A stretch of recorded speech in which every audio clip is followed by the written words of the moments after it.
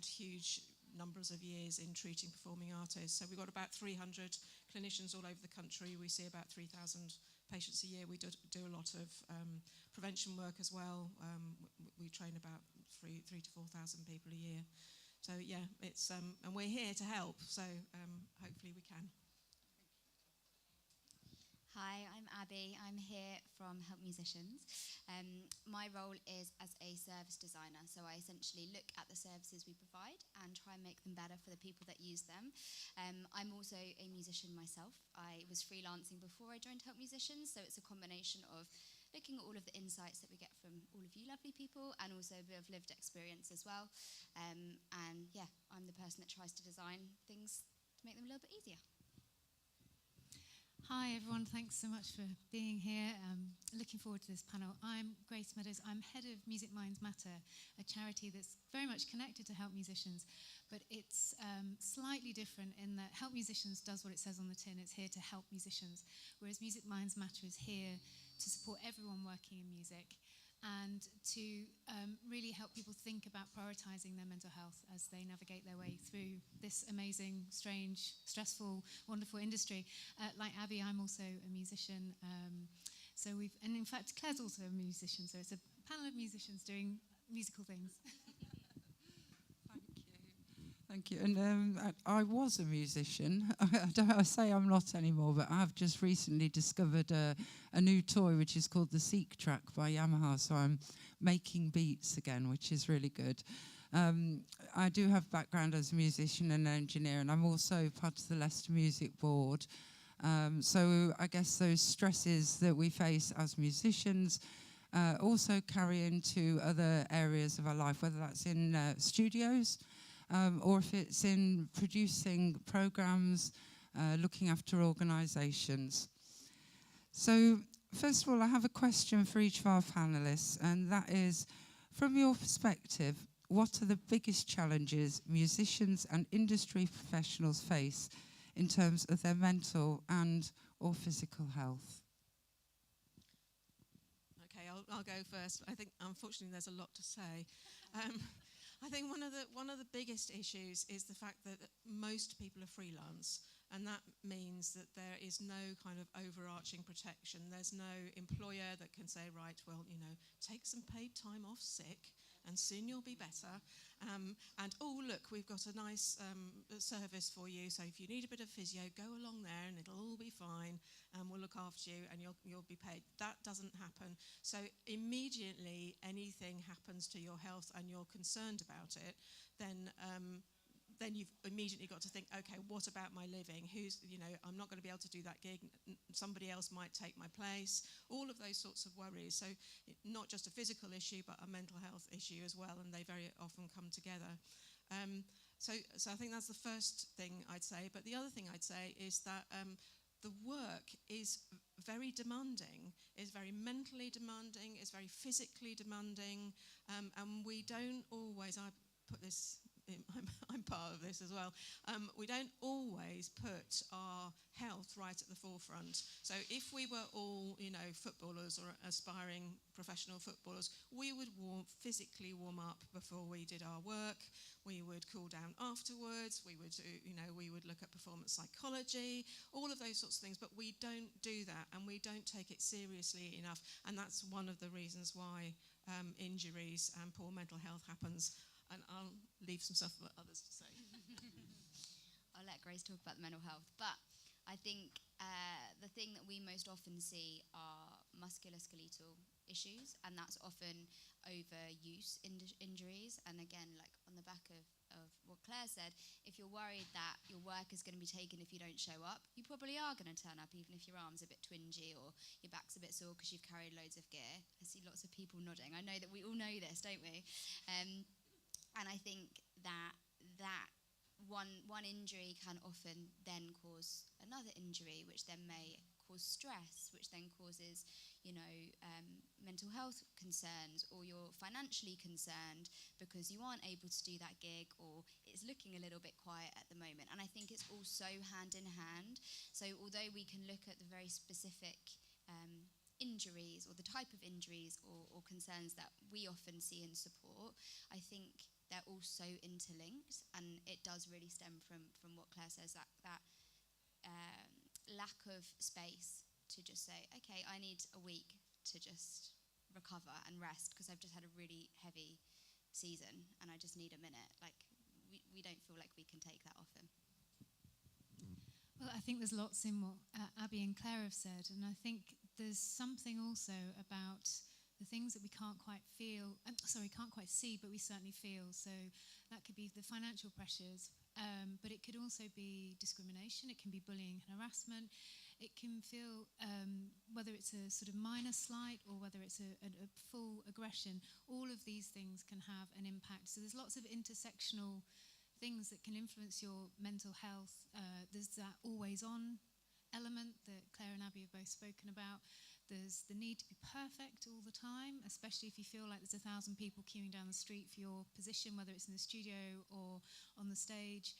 And all of it adds up, and let alone if you throw into the mix anything that you might have going on at home, you know, all of it can compound and build up really, really easily.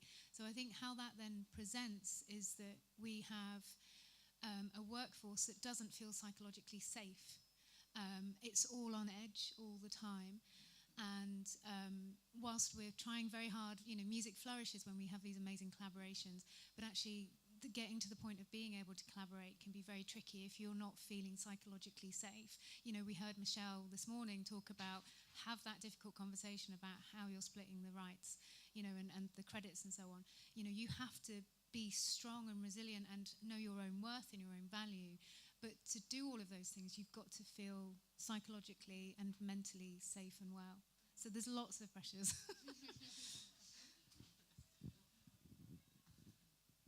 Thank you. And obviously, alongside those pressures, there's a lot of enjoyment and progress and satisfaction.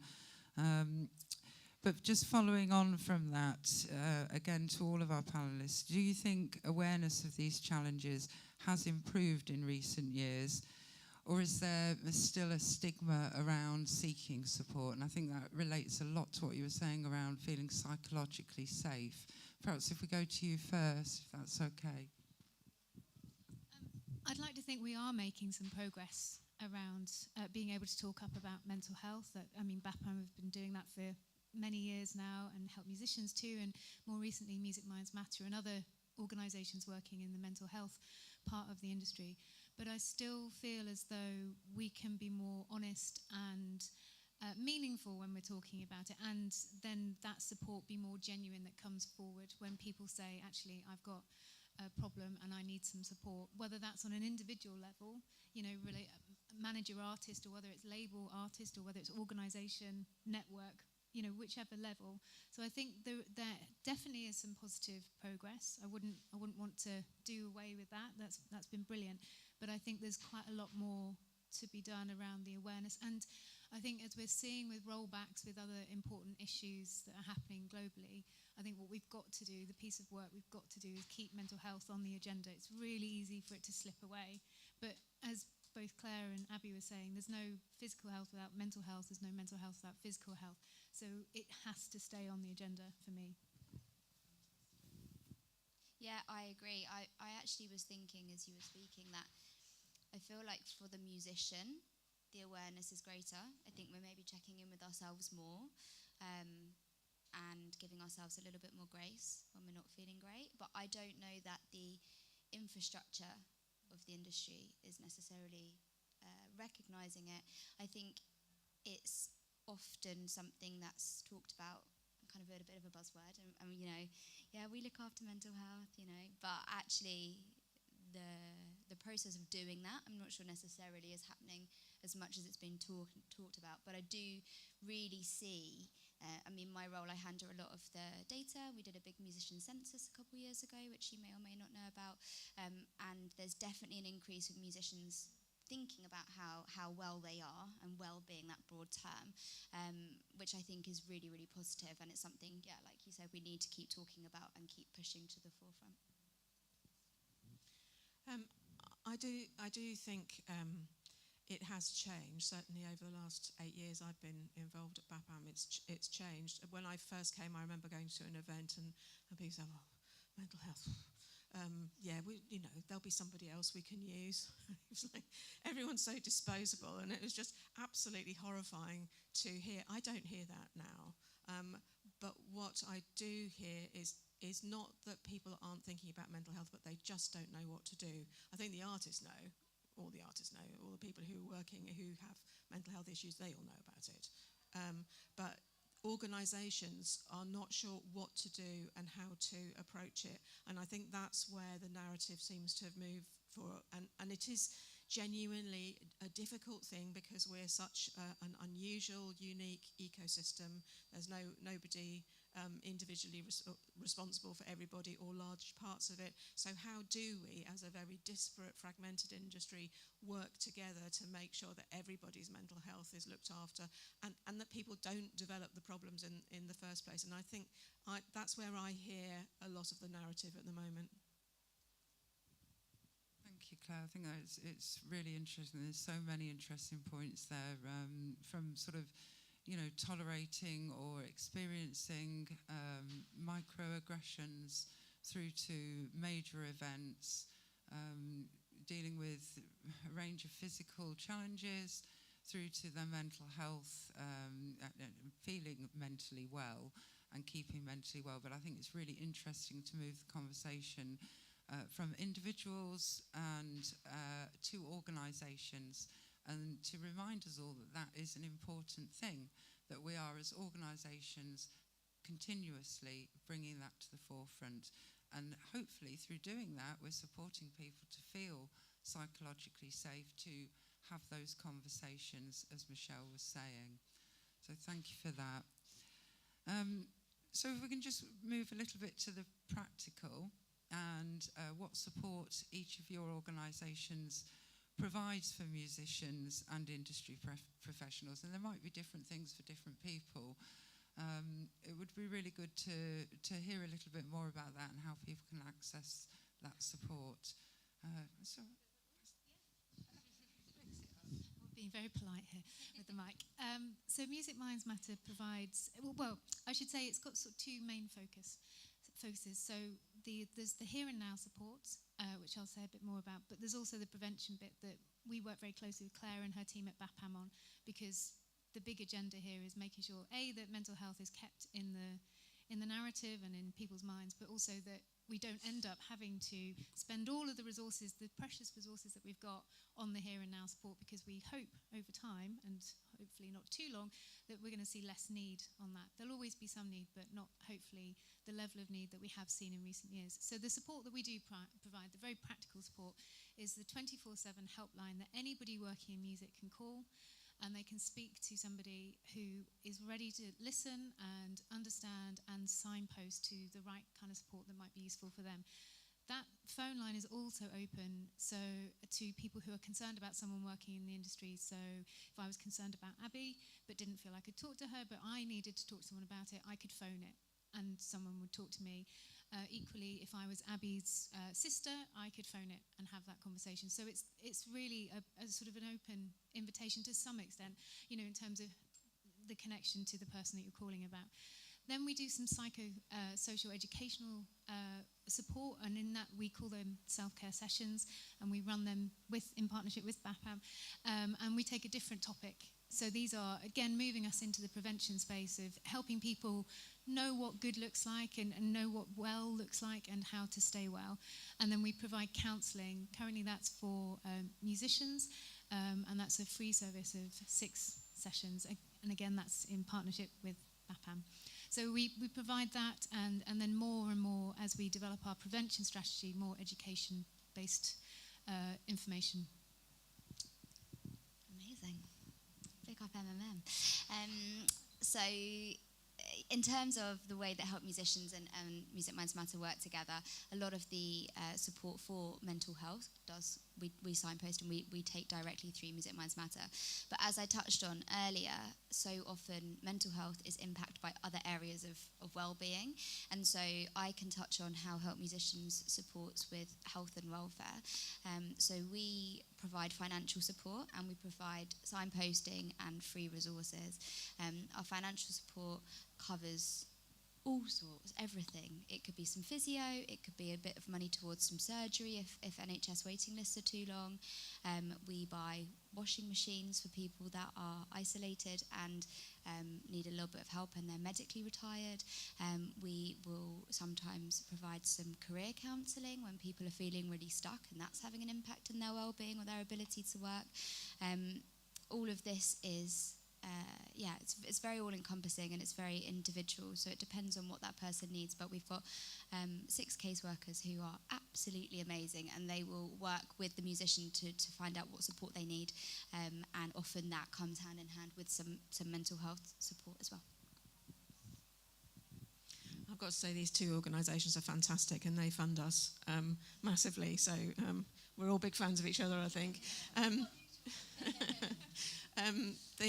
So BAPAM's a medically led organisation, and we provide the clinicians and we provide the clinical assessments, and very often we do that because some of the charities who are so amazing and support can provide ongoing support for the care of musicians and music professionals by providing funding for therapy or providing funding for physiotherapy or a medical procedure that would have taken 18 months on the NHS and actually you're going on tour in the next 3 weeks. You know, those sorts of things, we can do the clinical assessment, and if people are eligible for that funding, then we can refer them on for funding. And it works really well as a partnership, because we can focus on making sure the clinical expertise is there and that the right clinical decision has been made, so that the funding is going to follow the right care pathway, if you like, for the patient. So we are privileged to be able to work in that way, but also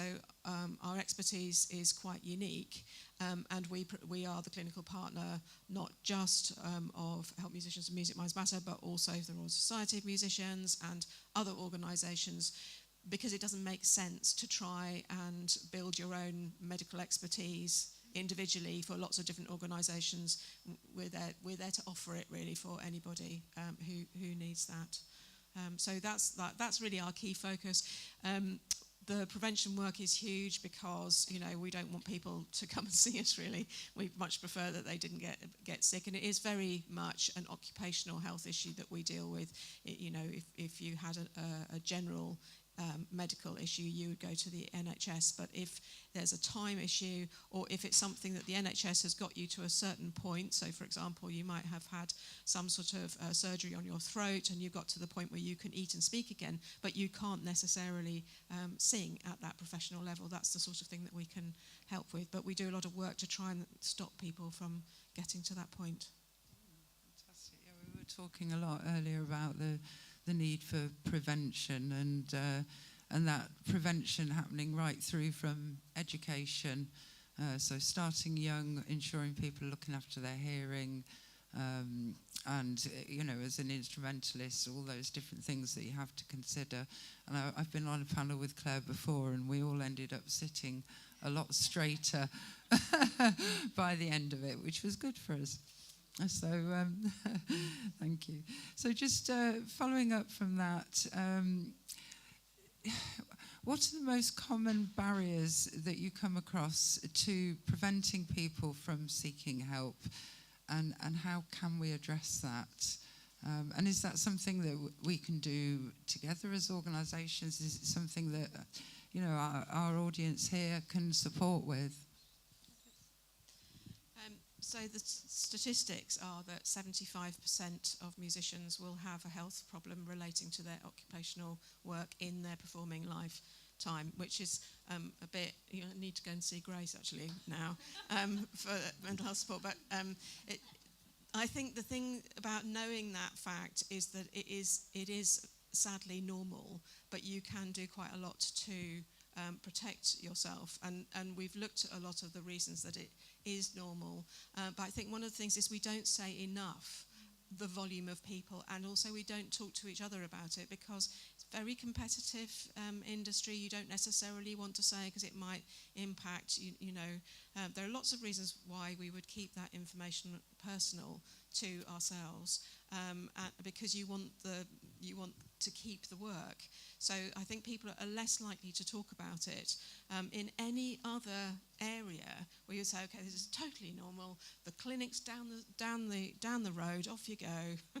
There'll be a poster on the wall. If we were in construction, it would be hard hats. We need the equivalent of hard hat posters on our walls to say this is completely normal. Go and sort it out. Try and stop it from happening in the first place. Get help as soon as you possibly can, so that it doesn't impact your career.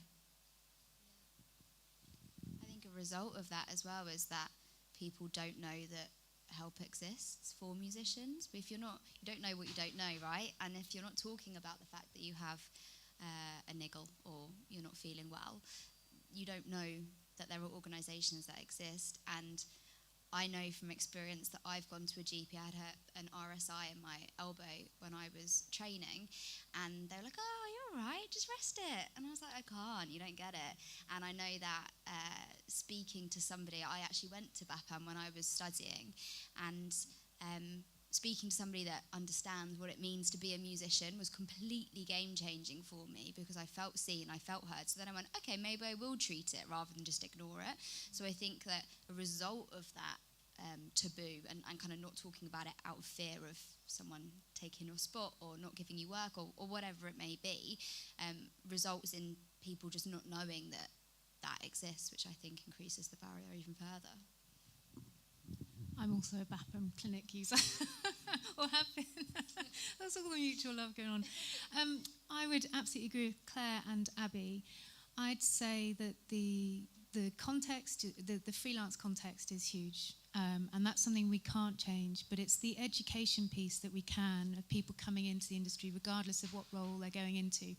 So something that I've talked to lots of people about while I've been in this role is about thinking about, what does success look like to you, and what's important to you, and how do those two things align? Because I think if you haven't got that worked out, then you're going to be more susceptible to feeling the pressures, because you're going to get blown around and off course and pulled in all sorts of different directions, and you're going to be sort of chasing everything. But if you've got a bit of a plan about what success looks like for you, and then there's a sort of plan B that might go with that, and then how that might play out and what's important to you, then that plays into that sort of sense of your psychological self and what, is this the right contract for me? Well, no, it doesn't align with any of my values or what I believe in or how I think that's going to get me over here. So, and we don't do enough of that from an education point. So, for example, when I left music college, I was told I was a failure because I hadn't gone and got myself a job in the LSO as their first bassoonist. So I was like, well, so who am I now then? Because I thought I was going to be a bassoonist for the rest of my life, but you've just told me I'm not good enough to do that. So I spent a long time thinking, well, what do I want to be? I'll give the freelancing a go, but do I really want to be a freelance musician in that way? No, I don't. I want to use music in a different way, but no one told me at that time what other options were out there in the industry. And I think there's a lot of young people coming through who believe that the only route to success in the industry is to be front of stage. And I think we've got a piece of work to do to educate that there are so many amazing roles in music, and that success looks like lots of different things in those different roles. So I think there's something about us saying, look, this industry is massive and there's such a range of roles that you can go into. Don't feel you have to be on stage. It's not for everybody. You could be the best producer. It must be really cool to be the best lighting engineer when you're working in big spaces. And, so I think we've got a huge piece to do around education of helping people have realistic, and I'm not here to kill anyone's dreams, I tell you that. I'm all for ambition, but there's also something about, where does that align with your values, what's important to you, what's realistic, what's manageable, what support network you've got around you. That sort of taking a moment thinking, I think, really helps to set people up well. And I'm hearing that happening a lot more now, but for the likes of people of my generation, that wasn't a conversation. It was like, you're either going to be this or you're going to fail. There was a sort of either or mentality. So I think that having that conversation up front is really, really important. Can I quickly add that it was just so good to hear everyone this morning saying that actually being your authentic self is the way to success. So that aligns with your health as well. And I agree. I think it's great to hear those conversations coming around. And I've often heard and had that conversation about the the variety of roles and, you know, the sort of balance of ambition, but actually to then link that to well-being. I think that's something perhaps I've missed in the past, and I think that's a good thing that we can all do. I think I'm going to go a little bit off script here. I do have lots of other questions, but I'd really like to invite the audience to ask questions. We've got 3 fantastic experts here, so if we could do that. Is there anybody? Jonah, would you help with the microphone? Do you mind? No pressure, Jonah. Bit of an indoor kid, me, so if I trip up, don't blame. Thank you.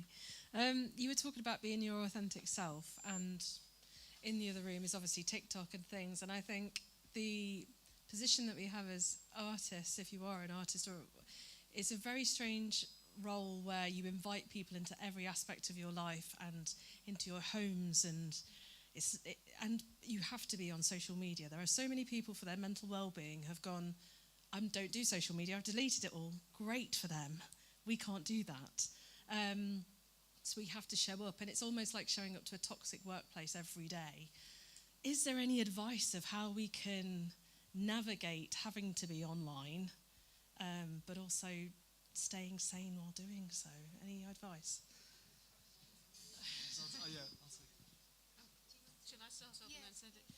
We've actually just jointly put together an online session on just that topic. Yeah, absolutely. It's really hard. And some of the advice is around just managing, being really disciplined about that, managing it, having it, making sure you have a different account that's for your professional self than your personal self. Just really putting those barriers in your own mind about who you are as an artist, and trying to keep your personal self separate from that, and just the don't get distracted by it. There's a really nice piece in the training about getting into, how you get into flow state for your creativity, and looking at the phone doesn't really help with that. So if there are some really good creative reasons not to get too involved, I'll just pass over.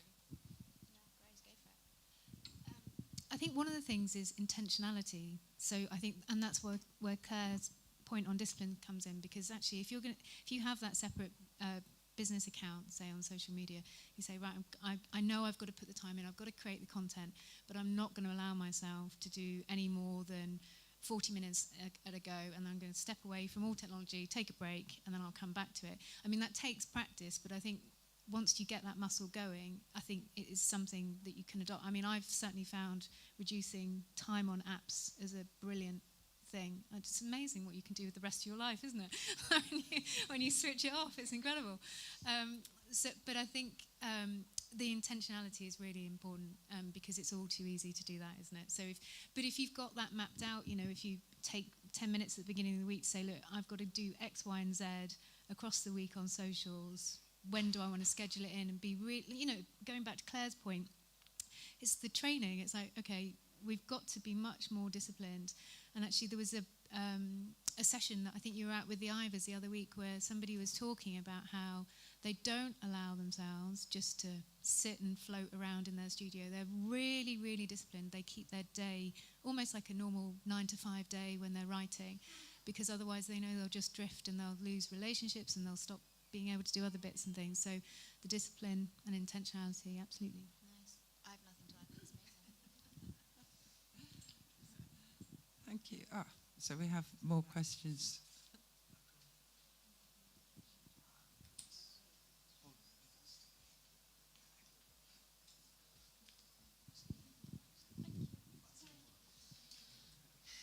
Hi.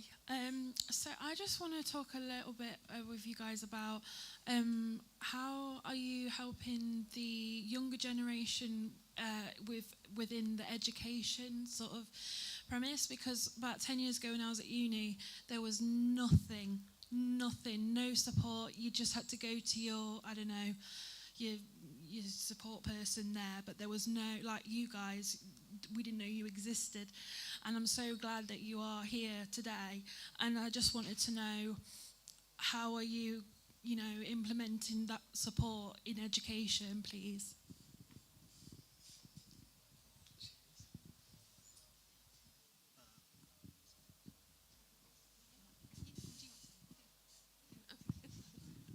We'll never get there. We actually run clinics in some of the education institutions where kind of music is a big focus.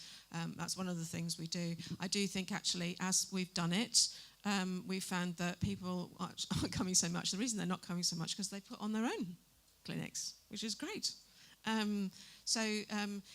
It has got a lot better. I think student services are loads better with mental health. I mean, there's a really great scheme in Manchester which links up with the NHS. I'm not saying it's perfect, but it's certainly there is help. What I think there isn't so much, this might be a terrible thing to say, but there's the way in which the day is structured makes it difficult to look after your health. So you might have gone to a session that says you should really take breaks and not play all the time, and all of that sort of thing. But actually, you find that your classes are scheduled performance after performance, and then of course you must do the audition, and then there's the band that you're in at night, and before you know where you are, you're playing 9-10 hours a day, and that's when injuries happen, especially if you're not able to build up to it. So I think there's still quite a lot of work to do in the actual sort of infrastructure of the educational day, but certainly I've seen a lot more resources in education institutions. Yeah, I think it's really interesting. I was also at uni at the same time, and I think partly because it wasn't being talked about, it didn't seem like anyone was really looking for that information. It was very much a struggle that you had on your own and you kept quiet about because you did not want to seem like you were weak. But I think now it's being sought after more. At the moment, Help Musicians, we're really reviewing all of our health and welfare service, and I can happily talk more about that later, but the way that we do it is we kind of look at everything we need, and we know that our musicians need, and a really key theme that's come out of it is preventative support, and that always comes back to education, telling people the things that they don't know so that they can make the decisions that protect their well-being. And so it's something that we're currently planning, basically, and within this year we're designing much better preventative resources and trying to have much wider access to free resource that meet a range of musicians' needs, because everyone needs slightly different things. It's a very personal thing being a musician, isn't it? And your needs are going to look slightly different to somebody else's, but certainly that is very much top of our list. So we do a bit already, but we're definitely going to be improving those. And I'd say we do a bit of a mix. So we have a program called the Allies program. This is where we try and reach into the different corners of the industry by working with the different bodies, the membership bodies and the networks. So we have a partnership which we've trialled with BIM because they've been so collaborative and they've got so many campuses across the UK and Dublin and Germany. So we've been working with them about how they're thinking about their range of students, again, because they've got not only musicians as students, but also a whole host of other roles that they train. But then also going back to Claire's original point about the freelance nature and how we know that lots of people don't come into this industry through a formal education route. That's why we work very much with these trade bodies and membership organisations, because we know that lots of people haven't had access to formal education and what may come with that in terms of support. So what we're trying to do is help that network know that there's support out there, where they can go for that support, but also how that network can support itself as well when it comes to mental health and education. But we do, if we're going to really do the prevention thing properly, then we really do need to be looking at what point do you start educating for the industry around mental and physical health. Thank you, Anna. I know we have somebody who's been trying to ask a question for a little while, so I'll pass it over to you. Kind of already been answered, actually, but somebody doesn't want me to ask this question. A few months ago, I went to a talk, and it was with Black Lives in Music and Jay from Help Musicians, I believe. And they were talking about the partnership they had with the Anti-Racist Code of Conduct. And so I wanted to know a little bit about the work that you do with them, and also how that's sort of reflective of the intersectional work that you do with people that might come from marginalised communities, and how, you know, their mental health from that specific intersect how you sort of tackle those issues, very nuanced issues, and again, on top of people needing very personalised care. So yeah, that was sort of my question.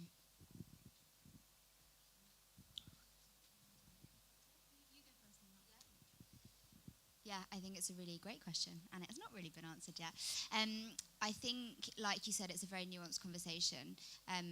The way that my role works is that I essentially speak to as many musicians as I possibly can and get as many experiences as I can to try and design support that works for everybody.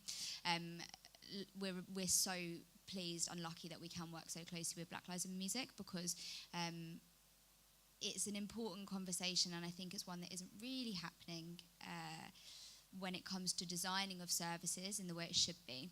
So certainly we make sure that when I don't want to bore you with the way that we would design a service, but essentially we see a need and we say, okay, we're not meeting the needs of this musician. We look at that kind of user group, so who fits into this need. So at the moment we're looking at retired musicians and their set of very specific needs. And then we think about, okay, we can see who's supporting that musician in the industry, but what else do they need outside of the industry that will also impact the way that they come in and access our support. And so Black Lives in Music is a really great example of a partner that we would go to and say, right, this is what we're looking at.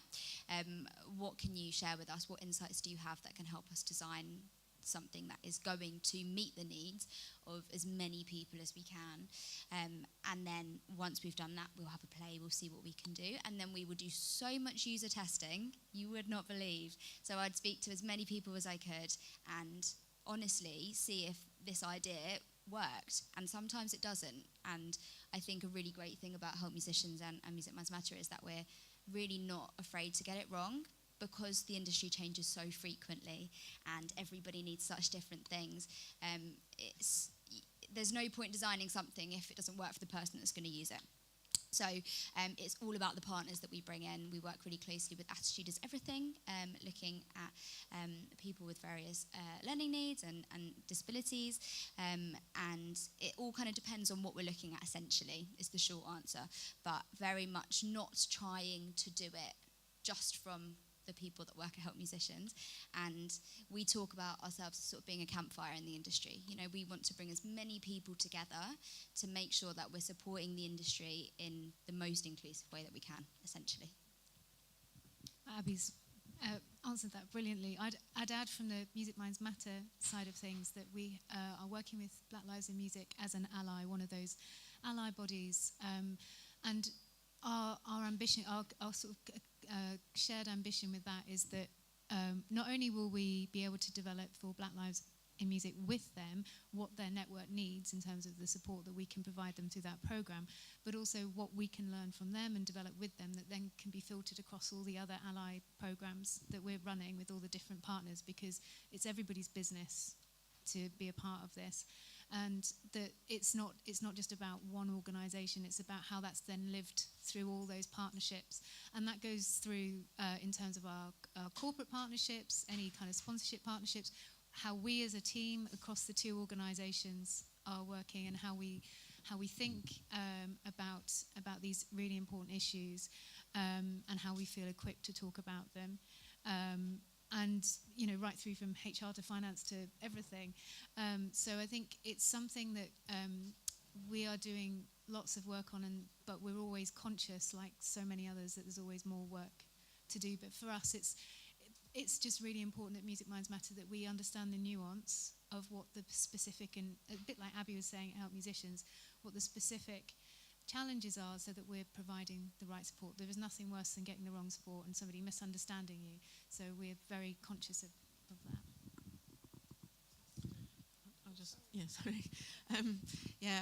When we started running therapy schemes, which we do for 4 different charities and a union in the sector, we were acutely aware that most therapists are white women, And so with Help Musicians actually and PPL, we were able to put together a scheme which we advertised to people of global majority background in the music industry who were interested in becoming therapists. And there are quite a lot of people who seem to be on that journey anyway, and we were able to get the funding together to support them to go through college and to do placements with us. So that they ended up, and a number of them are now working with us, and that was a useful piece of work, but it came out of the fact that we look at our health data, and we, because we see so many patients a year, because we've delivered over 15,000 counselling sessions, we can have a look at people's scores. We take depression and anxiety scores before and after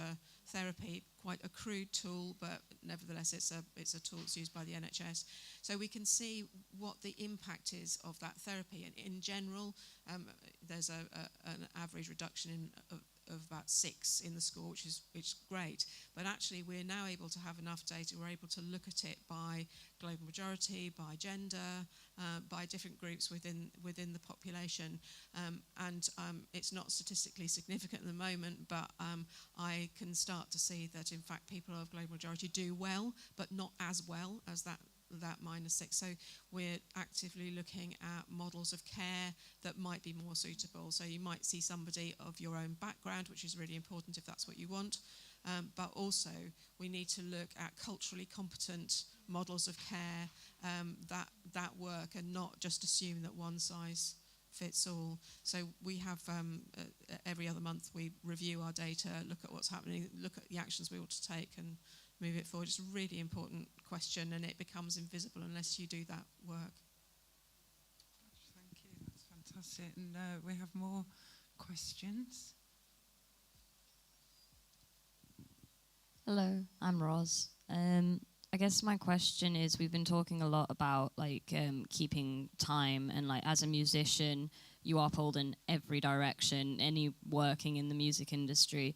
Do you have any resources that you would recommend for people that are looking to get more into all of the things that you're doing, but a lot of the time you look at a website and you've got 20 different links for 20 different things?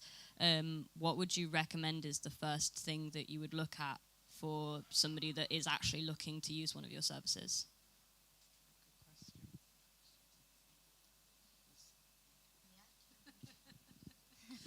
I love that question. So at Help Musicians, we have we have an engagement team. They're our frontline team, and they are experts on absolutely everything that we offer. We are working on our website because it isn't the most intuitive. There's lots of information in there, but like you say, if you're short on time and you want the support that relates to you, is maybe not the best way to access it. But our engagement team are amazing. You can drop them an email, you can call them, and they will listen to the kind of things you need, and they will just send you an email with all of the things that seem relevant. They do lots of amazing signposting as well, so kind of going back to that sense of being the campfire. We signpost to lots of other organisations, so if you're looking for kind of other financial support, we can do that and join up the dots. So yeah, that would be what I'd suggest for Help Musicians, is go to our support team, and you'll find their number and email address on the website. Similarly, I'd say if you're looking for someone to talk to, it's just going straight to that number that's on the Music Minds Matter website and calling that when you're ready to call it. And then I think that's the beginning of your journey, and that will take you through to the different parts of support that's available for you. But yeah, getting to that number, I think, is the main thing. If it's useful, we've got a healthy practice checklist on our website, and the idea is that you can go through and answer yes or no to a number of those questions, and it helps flag things up that might be a health risk for you. So you might be feeling absolutely fine, but you might go, actually, I'm not eating as healthily as I am, and in fact I don't take breaks, and no, I don't actually warm up my body before I pick up my instrument, and that gives you some indications. But one of the things we'd say is don't try and do them all at once, because then you'll then end up with another problem. You can only improve your health bit bit by bit. So, pick up the things that you can do. You think you're going to be able to, that sort of just one thing, healthy habits sort of advice is just pick up something you think you can make an improvement, make a small improvement. You'll be really happy with yourself. You should congratulate yourself and then think about something else to do, because if you try and do it all at once, you won't. And those habits are hard to change, but that's quite a good way. So if you and the other thing I'd say is really to echo Grace, if you think you have a health problem and you didn't really recognise it as a health problem because your shoulder hurt, and it always does, and you've always got round it somehow, just go and get help. Just, as soon as you think you might need some support, go and ask for it. Don't wait for it to get really, really bad and go, oh yeah, probably I should now, because that's going to make it much more complicated to fix. So don't be afraid to do that. Well, we're approaching the end of our session now, but actually, Claire, I think you've answered this a few times over, but I'm going to ask you again anyway. So just to sort of wrap up, and thank you all very much for all the advice. Great to hear that we can actually ring someone and speak to someone, because that's a rare thing these days. So that's lovely.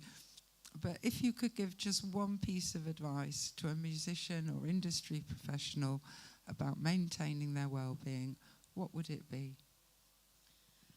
Just make the time for health and well-being. I know it's difficult in your busy, busy lives, but it will really pay off in you being able to sustain your career. I think well-being looks different for everyone, and I think taking measures before you think you need them is always going to be so much easier than addressing something when it's really taken a hold. So keeping it forefront and speaking to someone if you're not sure if it is something that needs help or not. I'd agree with both Abby and Claire, and I'd add invest in yourself. Take the time to work out what keeps you well. If you need to go out and run 4 times a week, go out and run 4 times a week and prioritise that. If you need to have 50 different types of fruit and veg a week, do that. Whatever it is that you need to do to keep yourself well, hold yourself to that account, because no one else is. It's the only person who's going to do it is you. So you have to invest in yourself, but you've got to know what you've got to invest in first. So take the time, as Abby said and Claire said, to work out what keeps you well. Is it a good chunk of family time? Is it a good chunk of friend time? Is it no screen time? Whatever it might be, whatever that circle of health looks like for you, work out what yours looks like and invest in it like you would a pension or paying your mortgage or your rent or whatever, because you need it. It's the only thing that's going to keep you going. So I'd say invest, invest, invest. Well, thank you all. Thank you so much. And thank you for taking part in the discussion and for your questions. It was really interesting. And I'm sure everybody here is quite happy to talk to you if you have further questions. But for now, could we have a round of applause? Thank you. Thank you very much. Thank you. So we have our Heritage Sounds panel on next with some fantastic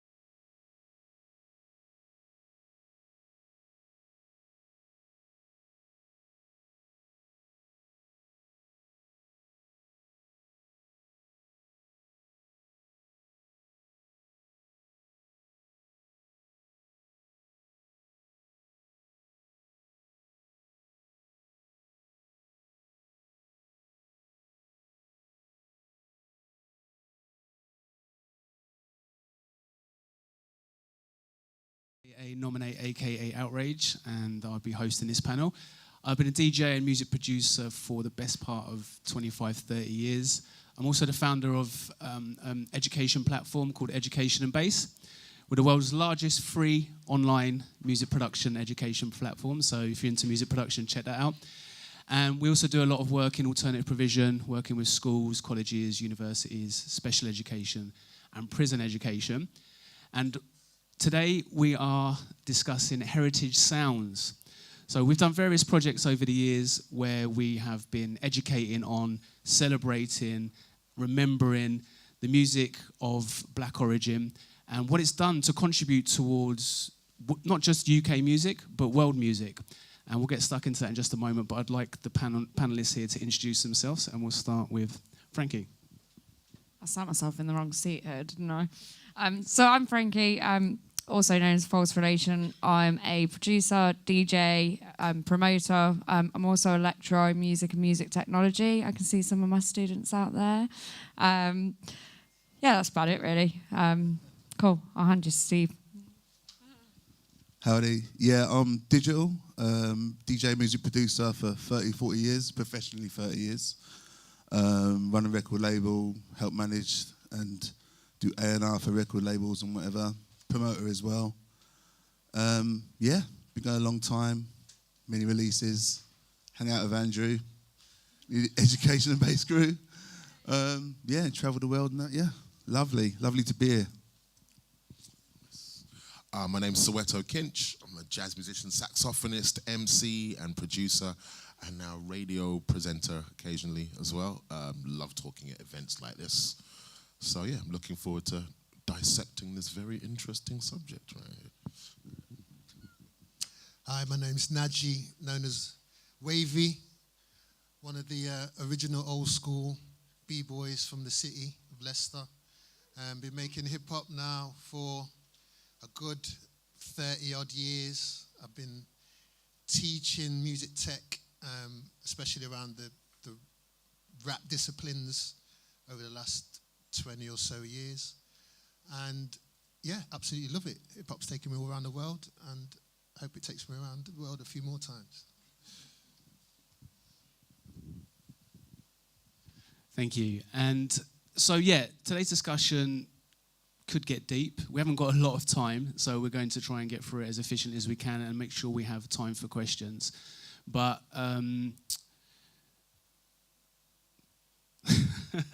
just lost my train of thought there. As I mentioned, it's heritage sounds, so celebrating, remembering, educating on the music of Black origin and what it's done to contribute towards world music. And the first question I've got here is, are there any particular elements of this heritage that you feel have been overlooked or underrepresented in mainstream discussions? So when we're looking into what Black music has done, certainly from where I come from, with electronic music, you can trace it back to likes of King Tubby, Lee Scratch Perry, and all the production techniques that we still very much use today. But is there anything that you feel has been is underrepresented, forgotten, certainly within mainstream discussions today? I'll start with Soweto, please. It's a huge question, and if we just want to look at dance music, sure, you could look at things like syncopation, the influence of, as you said, those techniques with Lee Scratch Perry. But as a jazz musician, I'm looking at it at another layer, another level of depth. And all of these musical elements that we take for granted, if it's a DJ set or a jazz set, call and response, were not European musical innovations, they were West African musical innovations that found a new birth in the West Indies and in America, and that's the reason that we have them today. Interestingly, it's always current. I always want to throw a little current affairs in there, but the banjo player from Mumford & Sons recently has been caught being a bit edgy. You can Google that, bit of an alt-right poster boy. And it's just really interesting to me that the banjo is the actual only African-invented instrument that found its way into America. So we often don't even recognize appropriation when it's happening right in front of us. To say the quite racist things that he's been saying or encouraging whilst playing the banjo is hilarious to me. But it just, again, underscores how much ignorance there is about the African elements in music, in popular music in general. And also another crucial thing that probably underscore a lot of what we're going to talk about is that for African peoples, that's right across the diaspora, it's quite unusual to separate music from dance, from visual arts, from religion, from food. A lot of these were about cultural practices. So you'll be in church singing and dancing and making music. The three of those art forms are interspersed and connected because of a social activity. So again, I know we've not got a long time, but quite often what happens is people take the aspects of black that they find cool and trendy and sellable and don't want to deal with the actual people and their stories and so forth. And that's why we have what we have today. But I would say the danger of that, not just for black people being offended, which is a thing, the danger for that as an artist is that you take away the meaning of these songs. You just start singing the blues without knowing what it really means. You just start doing things that seem black without recognizing this has a complex and interesting history. And if you want to really understand and appreciate the people and the music, look at the social context that created dub. Look at the social context that created hip-hop, that created jazz. Yeah, I was thinking big time about the social element of stuff because like maybe sort of 60s, 70s, 80s or whatever, when black people trying to integrate a bit more into society, like sound system culture and stuff like that was like a bit of a weapon for them. It's like, you know, this whole vibe from the Caribbean was brought over here and everyone's on it. Everyone's, you know, like a lot of black people and white people integrating and mixing together because of music at parties and stuff like that. And I think that integration is not so present because it's different times. So you know what, I'm just speaking at the end of yours really, the social thing, but I just think like, because times are different, there was more growth in them sort of times, but now it's like, you know, that's kind of been and gone, and a lot of people have taken, a lot of non-black people have taken that culture and run off with it, and whether it's a house music DJ or a techno DJ, a reggae DJ, you know, so just wanted to add that. So just in terms of kind of representation, I think one of the things that, like for me, that's kind of sticking out at the moment is that as a promoter, I need to do better.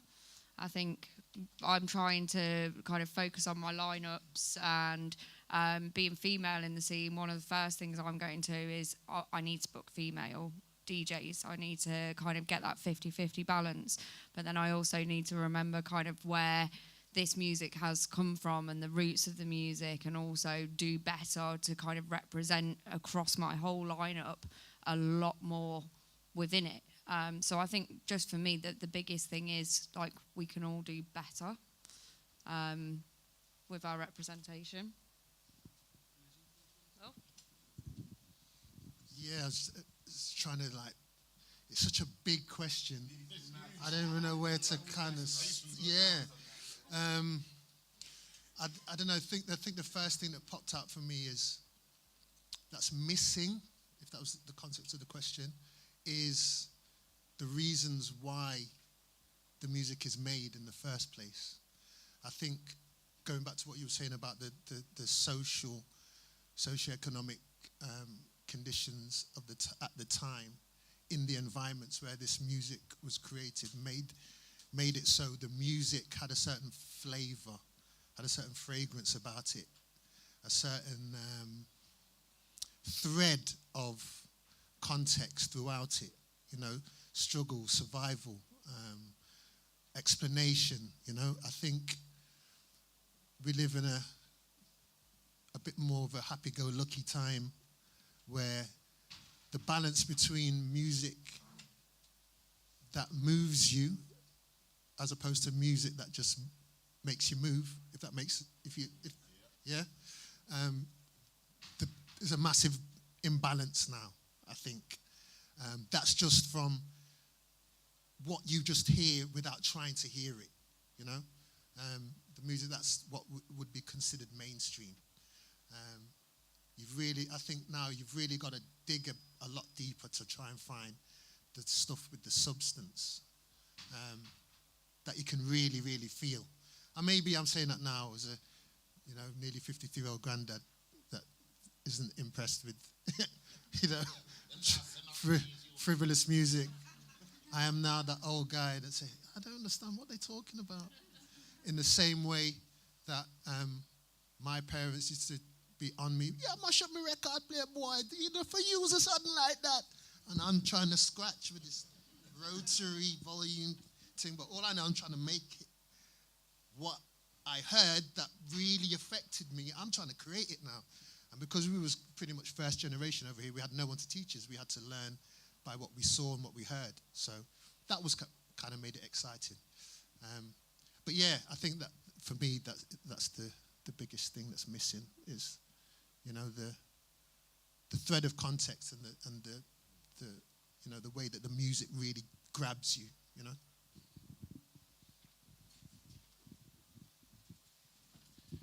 Cool, thank you. So with this then, I think part of the next question is how have these foundational techniques or things evolved over time? And I think certainly with technology, when you think about music production, for example, let's start with that. Certainly hip hop, so from dub into hip hop, disco, house, jungle, very much sample based. And over time, technology and things got more accessible to the point where sampling was less of a thing and people were learning synthesis and learning how to sequence and produce and record things. So when we're talking about, first of all, the educational aspect, how important is that to kind of maintain that thread, and what responsibility do we have within education to keep that moving? But also a second part to that is, how do you balance tradition with what you do today in your art? Yeah, personally, I balance tradition just because I'm kind of trying to make music from the heart, not like go online to see what techniques people are using, or because when I first started, there wasn't all these videos and tutorials online. So, like us individually as artists, we all had to sort of dig deep and learn in our own ways. And also, the music I was influenced by when I was younger as well, I include all that sort of vibe into my music. So I've got my own journey, obviously. I've listened to what I've listened to over my life. So if I add that into my style and vibe into my music, that should be individual, because if if we all did that, music would be different. But a lot of people have been going online a lot, trying to look at techniques and whatever and the new technology, and everyone's grabbed that. And it can sound at least dynamically the same, like things like sample CDs. Everyone's looking for sample packs which are already been boosted up and sound nice to attract everybody, so it can all start sounding the same. So I think if we just sort of like dig deep into our own sort of data, which we've created throughout our lives. I'm from sound system culture, so I'm quite lucky like that. So I've had a lot of reggae, dub, country music, all kind of stuff around me. So, but still, if you listen to pop or whatever it is, you can add that. You can, from the heart. You know what I mean? Without trying to copy everyone's sort of like way of doing music. You know what I mean? Do it your own way. Press the buttons how you think you should press the buttons. Also, it's good to learn though, right? Yeah, so you can sort of, I think you say, learn the rules and break the rules, right? It's like, so you can learn, technology, learn techniques and whatever, and then do your own thing with that, and not think, okay, I need to sound like this person, that person, and just do your own thing. So yeah. Make sure.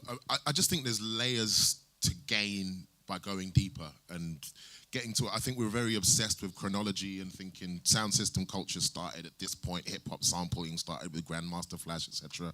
When actually, if I think about the records that Kool Herc would have been playing and the culture, then that's a Jamaican sound system culture that predates him. They didn't start with sampling.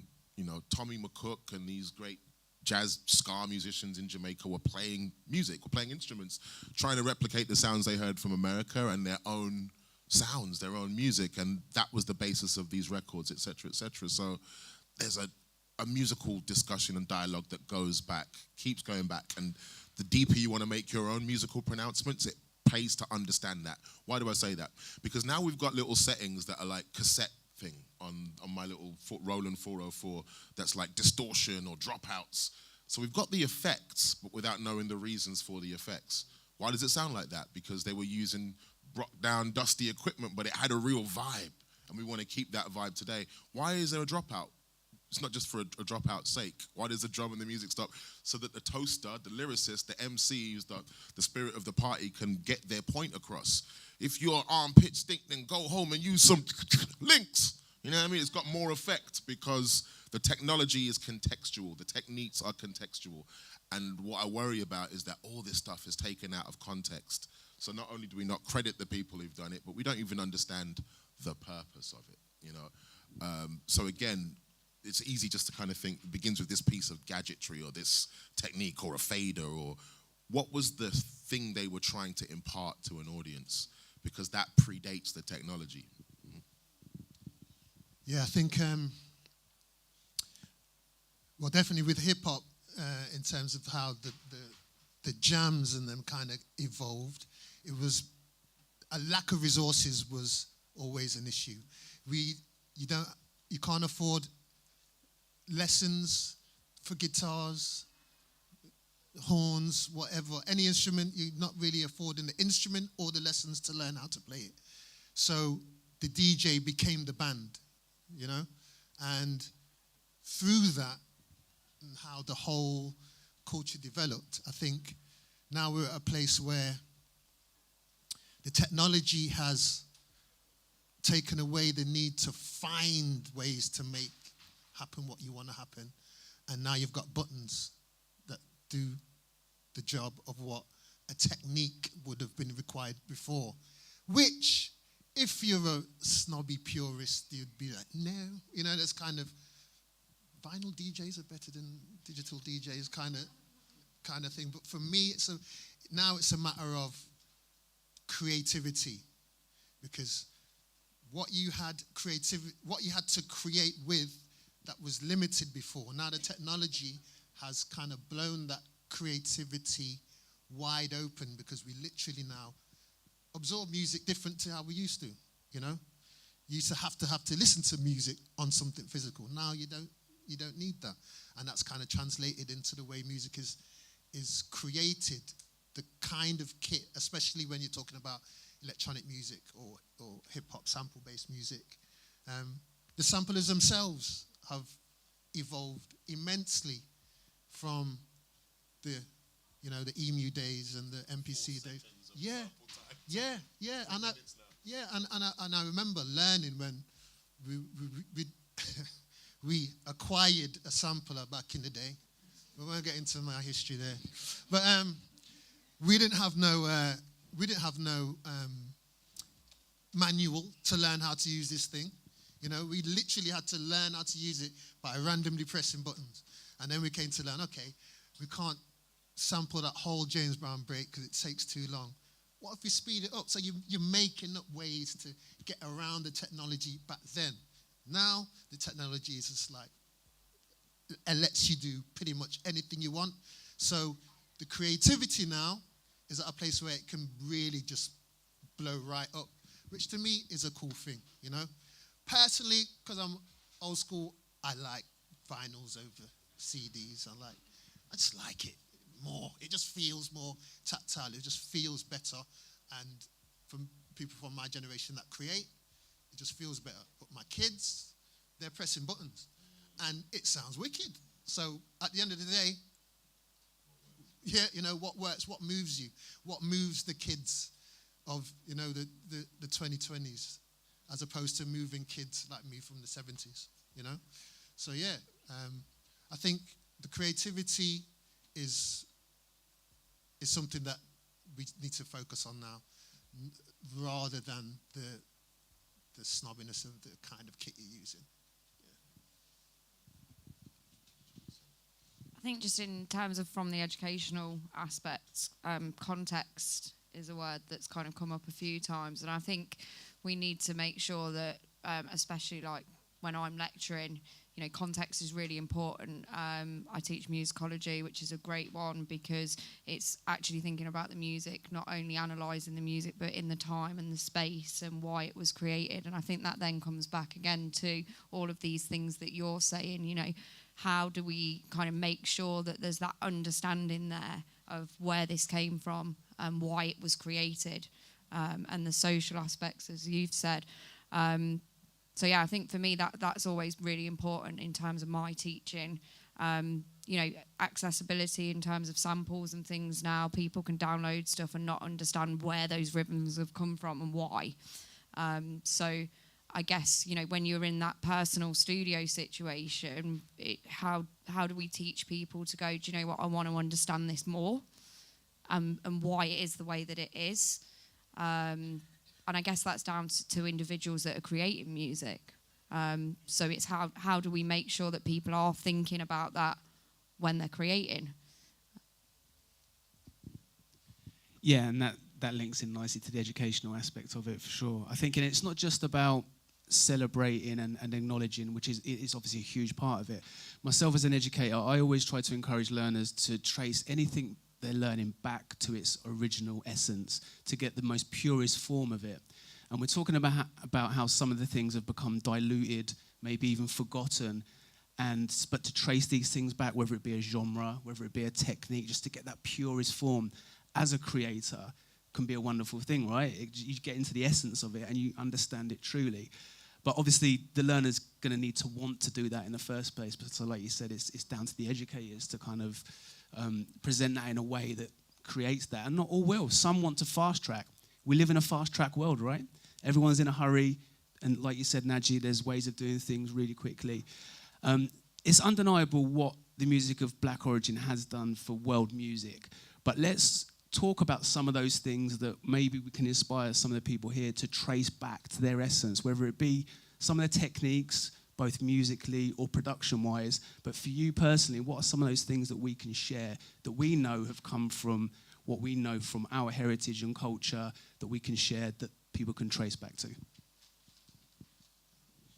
Yeah, I'd like to I'd like to echo that, what you were saying about teaching the old ways of doing things, because especially with turntables, a lot of the young people that I work with literally don't know what a record is or have never seen one, and I still find that fascinating, but when they're shown what a record is, how it's played, even the science of how a record is made, it's quite fascinating to a lot of young people to know how this old ancient technique of listening to music actually works.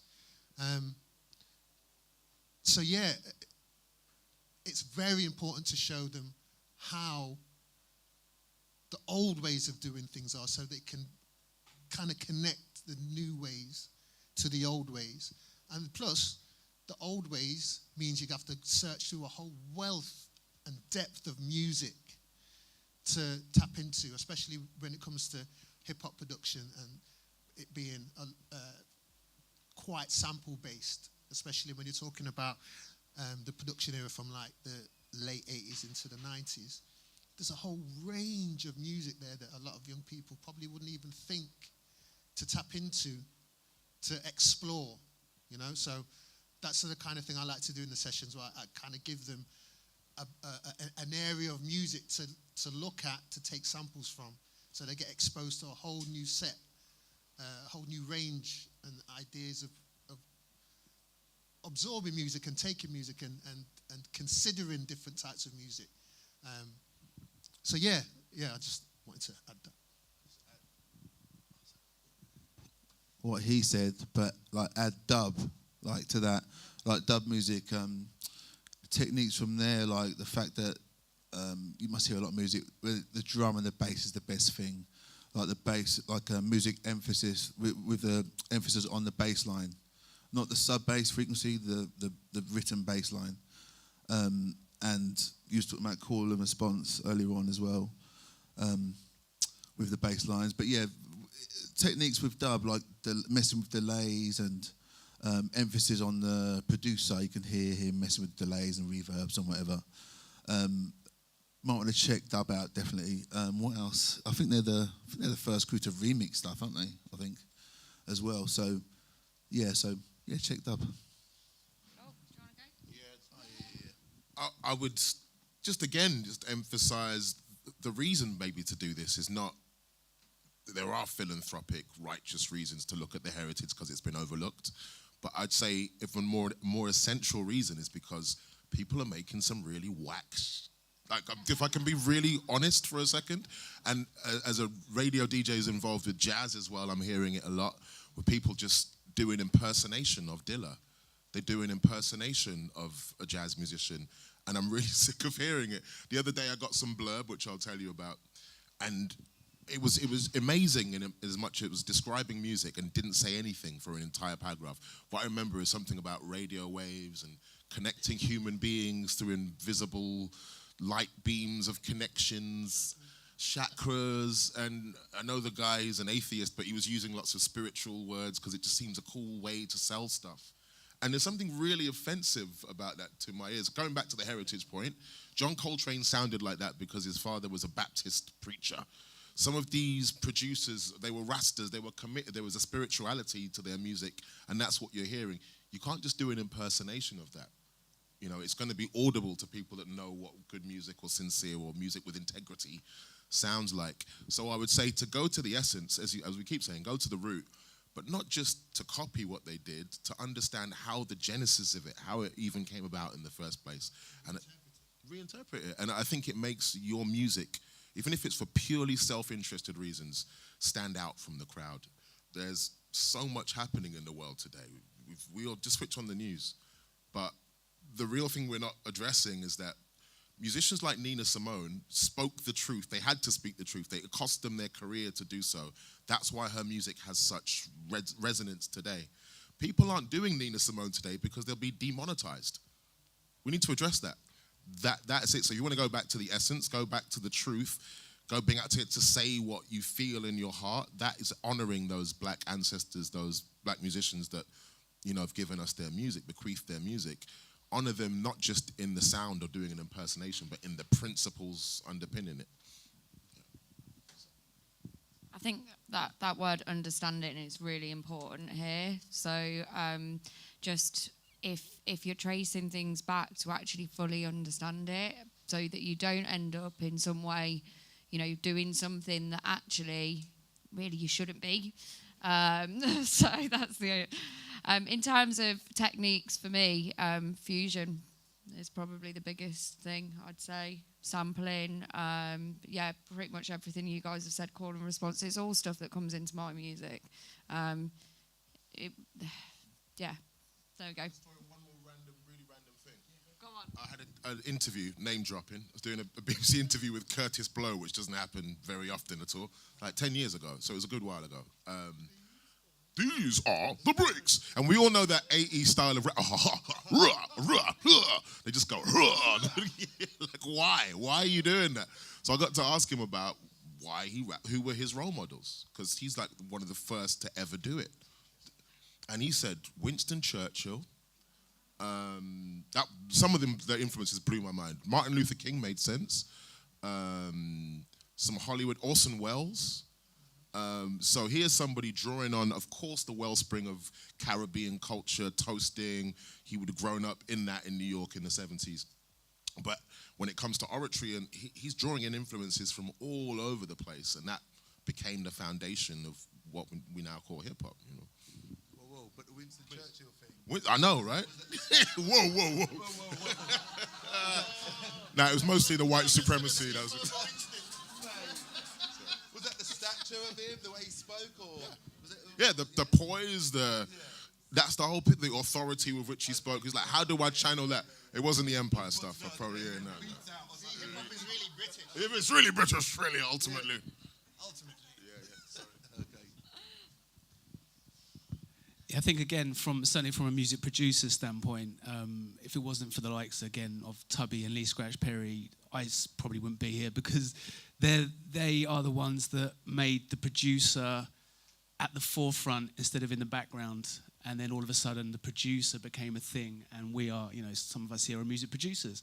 And that wouldn't exist if it wasn't for the likes of Lee Scratch Perry and King Tubby. And of course, experimenting with effects, delays, reverbs, all of these different things that become a creative tool. All of that is traced back to dub music. And the instrumental, story has it that it was an accident one day in a sound clash. A vocal was missed off of a dub plate, and then they played it at the clash. The vocal didn't play, but everyone was up in arms singing where the vocal should be. And from that day on, the dub version was born. And then all through like the 70s and 80s or the 80s, there was instrumental versions of tracks. So, massive contributions there. So if you're an educator or a youth leader or work with young people, definitely trace the contributions that the music of Black origin has given the world, because it's immense. And we can talk on any one of these things for hours. And as Soweto said, it goes way back before even what I'm talking about here with dub music, but it's really interesting. But with that then, and knowing, or maybe going out to find out what the contributions have been from the music of Black origin, knowing all of that, is it truly represented today? Or if not, why not, and what needs to be done to have more of a better representation, considering the contributions? No. I think the question was, is it represented? No, not enough. I think it is difficult to know a solution to any of these things. I think it goes back to what I said before. We all need to do better. We all need to have more understanding. We all need to work a little bit harder. And with the world being so fast-paced now, and the way in which, as we've said, we produce differently, everything's kind of at our fingertips. We can do stuff quicker. Perhaps we are forgetting. So that does come back to people like myself who are working with younger people to, make sure that they're thinking more about where that music came from, and not just looking at a computer screen and going, oh, cool, I can download this sample and it sounds like this, I'll chuck it in my track. It's important for us to keep going, yeah, but you need to understand this further and keep asking those questions. Will we ever get to a point where it's right? Probably not. This is the thing. We can always keep doing better. And I think once we get to one stage with it, we're going to need to do better again. That's my kind of opinion on it. Okay, a little bit different, but if we talk about dub and reggae, and we're talking about the influences from, say, 60s, 70s, 80s or whatever, you can look at reggae and say, well, that doesn't even sound like reggae, and dancehall doesn't even sound like dancehall anymore, and it sounds like other music, and it's got like Cher, Can You Believe It's Love Out of Love, auto-tune all over it. It doesn't even sound like reggae. So, do you know what I mean? It's like, it's a hard one, because the source of what we're talking about as well has got a bit distorted and ended up into stuff I can't even relate to be honest. So there's that side of things, and another side to look at it as well. So I'm in the drum and bass scene, and I talk to big DJs, foundation DJs, and they're like, oh, you know what, Steve, I need to play this track and that track for the kids. I'm like, it doesn't sound like anything like that you even like or that relates to you, but it's like, oh yeah, but I've got to know the conversations that Andrew. Oh, I've got to play to the kids, and I've got to do this, I've got to do that, and they're playing all this noise which doesn't sound anything to do with any heritage sound or any old school influence. What helped, what was sort of like including helping to build up the scene, drum and bass. So yeah, there's that side of things as well. It's like. Some black people are not, carrying on that influence, and they're changing it because of technology. Technology is a big thing where it could just change a genre in a couple of years. What do you think about that? I think there's a bit of an elephant in the room. Like the point is that it's not through want of black people trying to get their music across. We'll just talk about Elvis. This has been going on for at least as long as that, of like black people doing what they do and it being really cool and compelling, and somebody else going, How can we do that without the black people in it? Is it possible that we can just have all their dance and all their clothes and all their cool ways of talking? So I don't think it's almost like, what do you call that, not victim blaming, but putting the onus on the descendants of these black artists and so forth to fix a problem that they haven't created. It's more about reclaiming that freedom. That's an important position that we all have, black, white, rich, poor artists right now, to reclaim that position as an artist, that the industry might say what it thinks is cool or what it might want you to look like or which demographic it wants to hit, but you make something so compelling, so honest, and I think we're a fresh time in the industry to be able to do that, because things have become a bit calcified, things have become a bit predictable, the algorithms are telling us what people want to hear. If you're doing something that hasn't been heard yet and is really honest, and particularly if you're appropriating your blackness, your story, your culture, to tell a story that hasn't been told properly, do it. And then let the industry catch up and go, oh, this would be great for diversity, or whatever their agenda might be that week, because it flips and flops with the weather. 2020, everyone's got black squares and hashtags, and then maybe they don't. But if you're an artist and those are your intentions, I think you have the opportunity, the power, and I think it's really important to turn this from being a conversation about how can you please make more room for us to how do I kick the door down and make room for myself. Lee Scratch Perry didn't have nobody open no door for him. Bob Marley didn't have nobody. Do you know what I mean? They were already doing what they did, and Chris Blackwell or whoever, this could sell a few million. Let's restore the balance.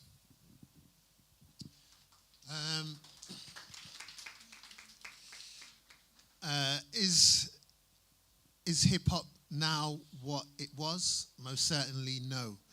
Even down to the actual understanding of what the term means, hip-hop.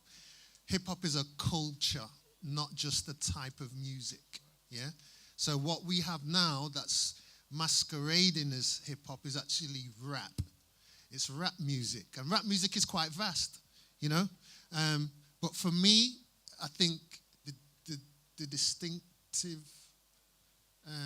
element is the element of the culture of hip-hop that includes dance, movement, art, All these things are incorporated that have a whole feel and a whole purpose, What we have now is rap, and I think it's so sanitized as to the real power it can have to educate and, inspire. I think it's just not being tapped into. How do we address that? I think those who making the music for the right reasons and want to make the right kind of music, I think it's on people like us to keep making that music. Yeah, we're dealing with energy here. So, the energy that the music's supposed to create should inspire the listener to dig deeper in itself, So, it's such an intricate answer to that. I'm trying to summarize it as best I can. But, I just think for the original essence to be felt, you need to make music how it's supposed to be made, not just making it for making its sake, if that makes sense. Yeah, there's a few interesting things there that got me thinking. Certain conversations we've had, Steve, as well, about certainly what you said about people maybe not feeling like they can represent truly what they want to represent. Because I have seen that and heard that first. We saw a discussion online once. Producers and DJs not feeling like they can truly represent what they want to represent because the masses want or seemingly want and are doing different things. But then also, off the back of what Soweto said there, with regards to kicking down the door, I was listening to Brian G on Cool FM on the way up here, and he was talking about the gigs he's got coming up. And, DJ Ron's got his own night now, the London Something thing, and he read off the lineup, and it was mostly black DJs. Jumping Jack Frost's Brixton Bass thing, mostly black DJs. I was like, yes, wicked. And I don't know if you saw the footage from the Valentine's Bash for Brixton Bass. it was absolutely rammed, and the footage looked like a jungle rave from the 90s. And I was like, is this 2025? And it was amazing. It was a true example of Frosty and Ron that are putting these lineups together, putting these events on, and as Soweto said, kicking down the door. And like the first time round, you know, jungle. When I got into jungle, I was the minority. Many a rave, I was one of 2 or 3 white people for years, through the jungle years. And then that obviously shifted and changes. But that was when people came together, and you talked about this as well, Steve, power in numbers, coming together and kicking down a door and making moves. So on that note then, what initiatives are going on that you've seen that are making a difference in relation to with what we're talking about right now that you want to share?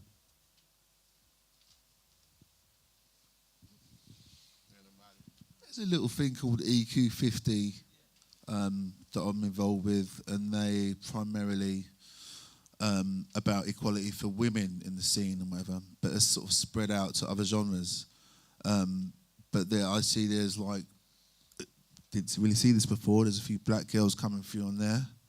And generally, they're just, that's just one company I know about personally, EQ50. Yeah, check them out, by the way, eq50.co.uk. There's lots of stuff going on there, equality with various groups of people, different genders as well, I think. I know I've seen a few things around kind of the month at uni where I do work as well, where they're putting on certain kind of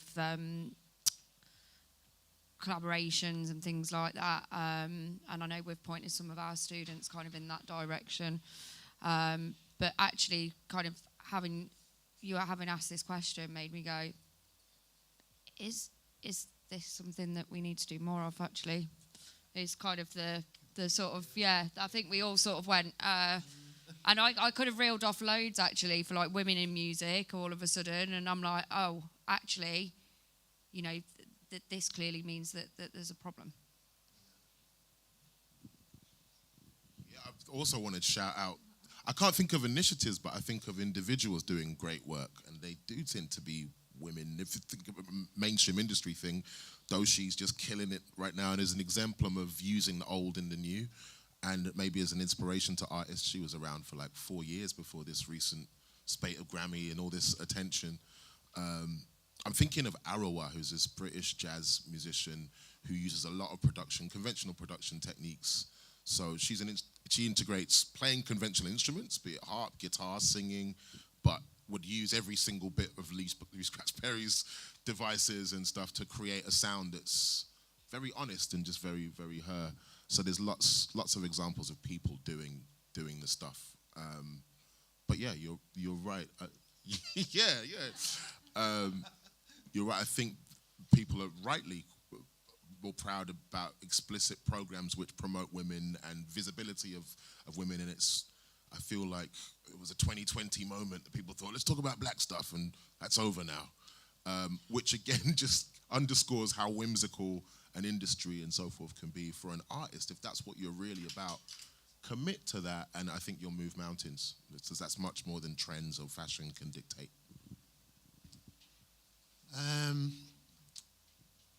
There are, I know the arts organisations in Leicester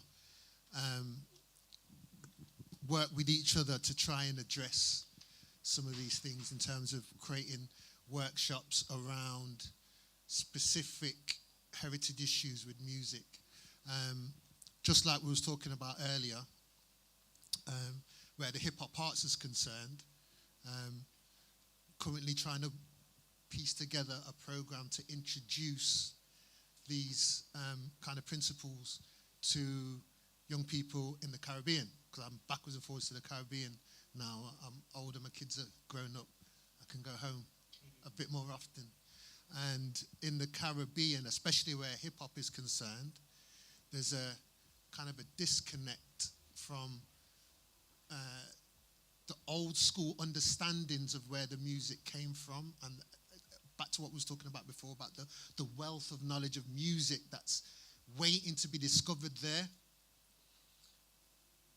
I want to try and address that there, you know. So those kind of things can be copy and pasted pretty much anywhere. I think if the principle is reintroducing the old music and the old sounds and teaching about the context that all those musics were created in, and then kind of, okay, are we still having the same issues today? Do we still need to talk about certain issues in the music, you know? Those are the kind of things I think need to, like I was speaking on before, need to be inspired to, you know, really get younger creators to dig deeper into a pool of resources that they can really get creative with. And again, I think it's down to the older artists such as ourselves to just keep making music. Just take it back to when you was 10, 11, 12, when you first got into music. I'd say those ages because that was the age I've kind of really got into hip-hop. And capture that feeling and make the music with that feeling.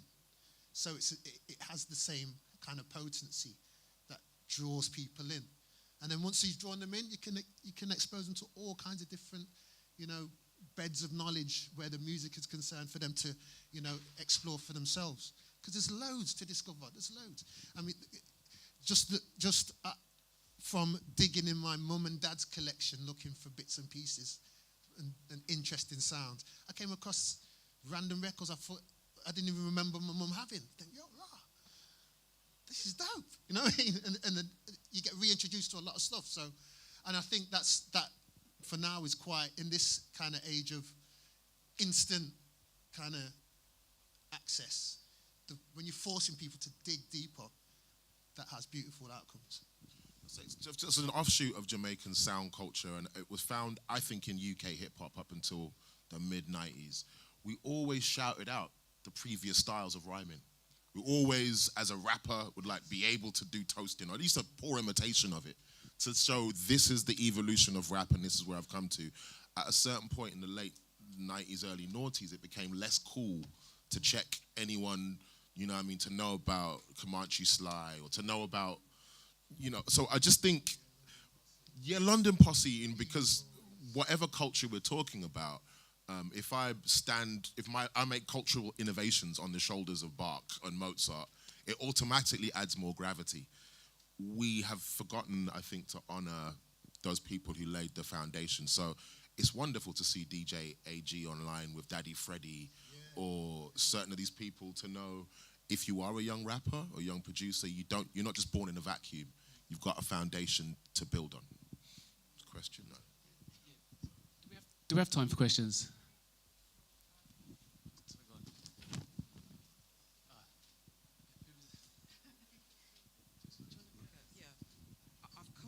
I apologize. I've come in a bit late because I wasn't sure.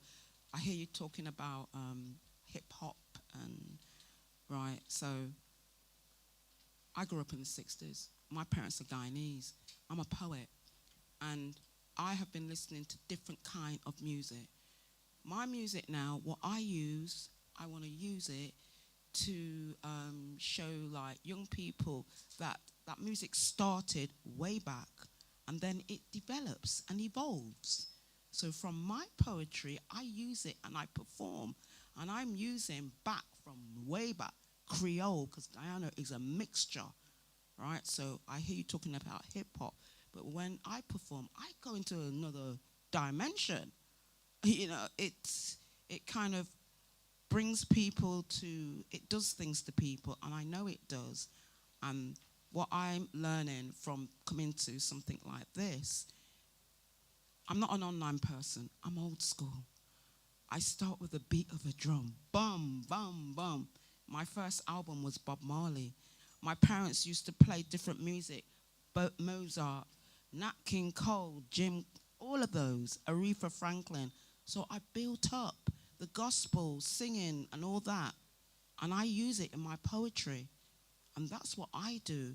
And I know I've listened to hip hop, and I see like James Brown, what my dad used to listen to, Al Green and all this. And I hear those 12 notes, I hear them. And I use it in my poetry. So it's like evolving. And especially if I'm around children, I just start with the beat of the drum. And that's where I evolve. And I think it's like you said, we have to, in order to leave that legacy, we have to like kind of pass on what we have learned to keep it going and to make them understand where it's come from. And then it evolves and then it spreads. That's what I'm trying to do in what I do in my poetry.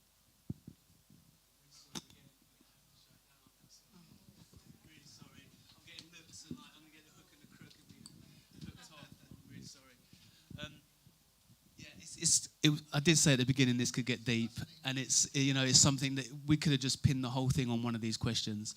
So I think it's safe to say that there's not enough being done. There's not enough representation based on the contributions of what black music has done. And I think if there's any educators here, it's always going to benefit educating on this amazing stuff. And as artists, tap into your heritage, be proud of it, and as Soweto said, kick down some doors. So thank you to the panelists, and the audience. And I'm really sorry we didn't have a chance for questions.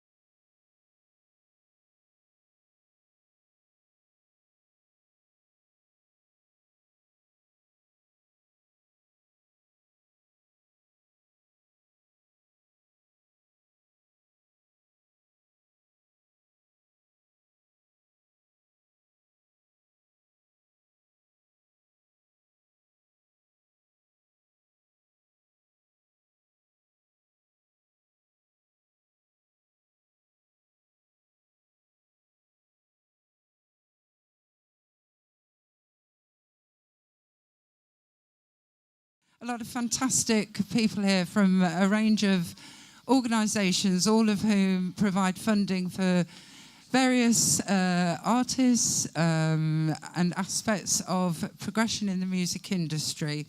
I'm going to let everybody introduce themselves.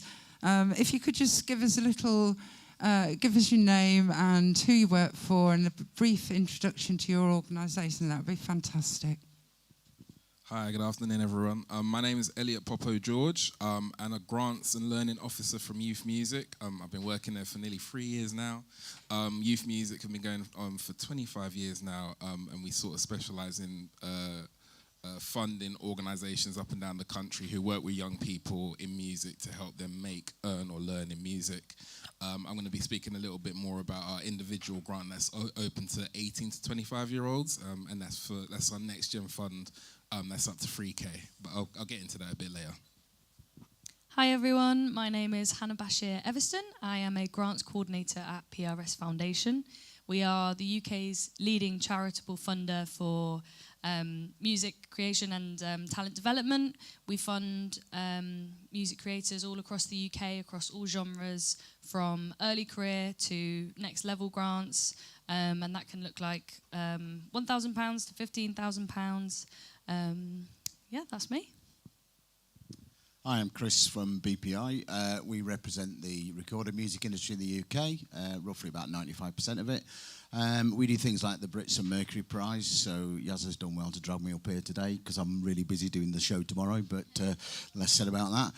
I run a thing called the Music Export Growth Scheme, which has been going for 10 years and helps artists with international touring, and so far has given out God knows how many £1 million, but quite relevant for some of you.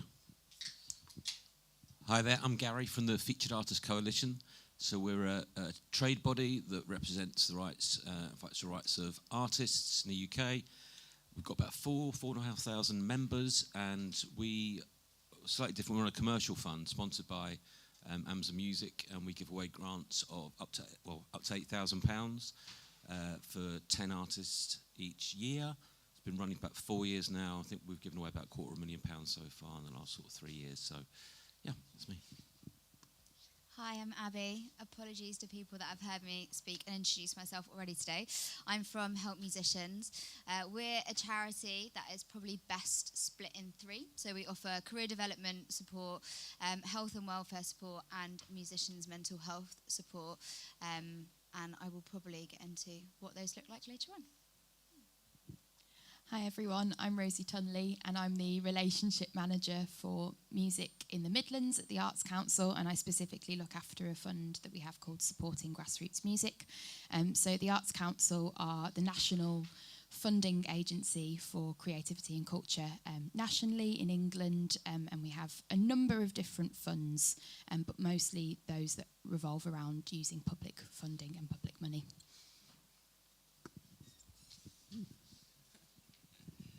Oh, thank you all. So this panel is called the Funding Ecosystem, and I know quite a lot of people are really interested in how funding works and what different stages it's applicable, who it's for, and when that is most applicable. So perhaps if you could just give us a little bit of insight into that. Who's your funding for? What stage of an artist's career or a professional's career is your funding most relevant? Sure. So specifically for our Next Gen Fund, which is aimed at 18 to 25-year-olds, we're basically looking at fairly early stages of your career, but just at a point where you're sort of starting to, I guess, build a little momentum for yourselves and probably growing a little bit more of an organic local following, or just like an organic social media following. But we're specifically looking for people who haven't received any sort of formal funding from sort of any of these guys, basically. So this will be like looking at your first time getting some real funding, and it's essentially a chance for you to, I guess, get your idea off the ground, also understand what it's like to receive a grant, and sort of give you that opportunity to take that to other funders and sort of be like, well, I've proven myself here, give me more money, essentially. So yeah, as I mentioned, we offer grants from early career through to kind of next level career. So we've got funds like the Open Fund, where you can come in your kind of early stages of career. It's also open to people later down the line. But we've also got funds for the next level, kind of career level. So that's kind of for when you're at tipping point level, if you're kind of garnering a lot of attention regionally, nationally, something to just tip you over the edge to push you to that kind of like next level. So yeah. With us, it's quite simple. It's probably later developed acts. Follow on actually from a lot of what PRS Foundation's stuff through. They do a thing called ISF, International Showcase Fund, which is where you've gone and played something like South by. We get you once you've done that. We can fund you from 5 to 50,000 to do a tour. And essentially all the marketing goes around that. But we're so more for when you've broken a little bit, you've done well in the UK, you've probably had funding from several people on this panel normally. But obviously you don't have to have had that to get that. But we're there for that. So when you're just about to break internationally, that's where we come and grab you, hopefully metaphorically, and give you some government money and help you. Yes, so we're trying to, the Step Up Fund, it's called. So it kind of is just maybe beyond what Elliot was talking about. So there is a bit of a criteria that gives some guidelines. You have to have had at least 50,000 streams on one track. So it's not high, but it gives some sort of element of it's not if you're still in your bedroom. So we tend to find that the acts are doing tours. They're doing the early stage tours. They're playing short tours. They're doing venues of circa 100 cap. They're selling shows. They're on the road, but they need that extra money to either make the tours profitable or to get in the studio to record an EP or to go to a songwriting camp with some writers. So it's all different, but that $8,000 it's meant to just make that difference at that tipping point when you're actually out there already in the early days of your career. Help Musicians is slightly different in that we don't really consider ourselves a funding body. We do offer financial support, but we also offer a lot of business advice, a lot of business skills webinars. There's a lot of free resources which anybody can access. The only criteria for that is that you're over 18. And then I suppose for our financial support packages, they are looking at musicians who are already earning at least 40% of their income from music. But we are in the process of working out and designing a provision for early career musicians, which we're hoping to roll out later this year. But for the grants we have at the moment, they are for slightly more advanced musicians. In terms of Arts Council funding, there's very varied amounts that you can apply for. So in terms of kind of that correlation with where you're at in your career and how much to apply for, you can kind of almost work that out yourself, in that we have, for example, National Lottery project grants where you can apply to up to £30,000, and then project grants where you can apply to over 30,000 and up to 100,000. So with that amount of money, obviously you're kind of proving that you've got a bit of a track record and a bit of an established organisation, maybe working with that kind of level of funding first, but there's nothing stopping you coming in for as little as £1,000 to begin with. So with the Supporting Grassroots Music Fund that we offer at Arts Council, that one is specifically for promoters, music venues, festivals, recording and rehearsal studios. And then if you're in like kind of a solo musician or artist, you might consider something like DYCP, which is developing your creative practice. So that's one where it's not to do with kind of public facing work, but you really thinking about how you might make a step change, like make a difference in your career, working on something new yourself as an artist.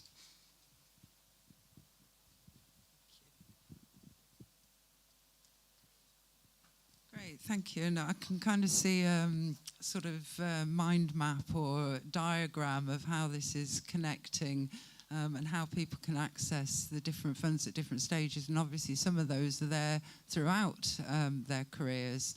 And that's really great to hear. I'm just going to put this to anybody who would like to answer. Do you find that there are any common misconceptions about the funding you offer? And if there are, can you share them so that we don't make those mistakes? So what I probably didn't touch on about the Next Gen Fund is it's not only just for artists. So probably about 80 to 85% of the applications that we get in for that are from artists who want to release an EP or think about doing a few shows. But we actually offer it to anyone who's sort of working around in the music industry or sort of anything that's sort of music adjacent. So that goes for like DJs, people that want to put on events, people that are looking to start up labels, make music platforms, whether that be websites or whatever, videographers that want to do documentaries or things like that. So it's actually open to more than just artists themselves. So yeah, it's just something to consider. I suppose it's not really a misconception, but there's a lot more that comes with the program that we offer. So it is cash funding, which is great, but we also offer a mentoring part of it as well, which comes along with the Amazon Music team in terms of getting playlisting opportunities, in terms of programming team. So it gives you a kind of bit of an insight and instep into the wider kind of career of releasing and establishing yourself through the DSPs. So. And also, it's not. That's probably what I was going to say. That's enough. That's enough for now. I think historically, Arts Council may have been very much associated with kind of more like classical music genres or opera or lots of like theatre, visual arts, the other kind of things we fund, but we very much fund contemporary music. You know, we're actively looking for more electronic music to come into the fund. You know, any genre we will fund it as long as it's a good application. I think help musicians, often people know us for one aspect of our support, and so they might come in purely for a project and get funding there, but they could also then go and access our mentoring scheme, or maybe they've got an injury that they could really do with some physio, and then they could come in and get physio as well, and all of these things can happen kind of concurrently. So I think, it's knowing that we're not just one aspect of a project funding body, and you can access lots of things at the same time.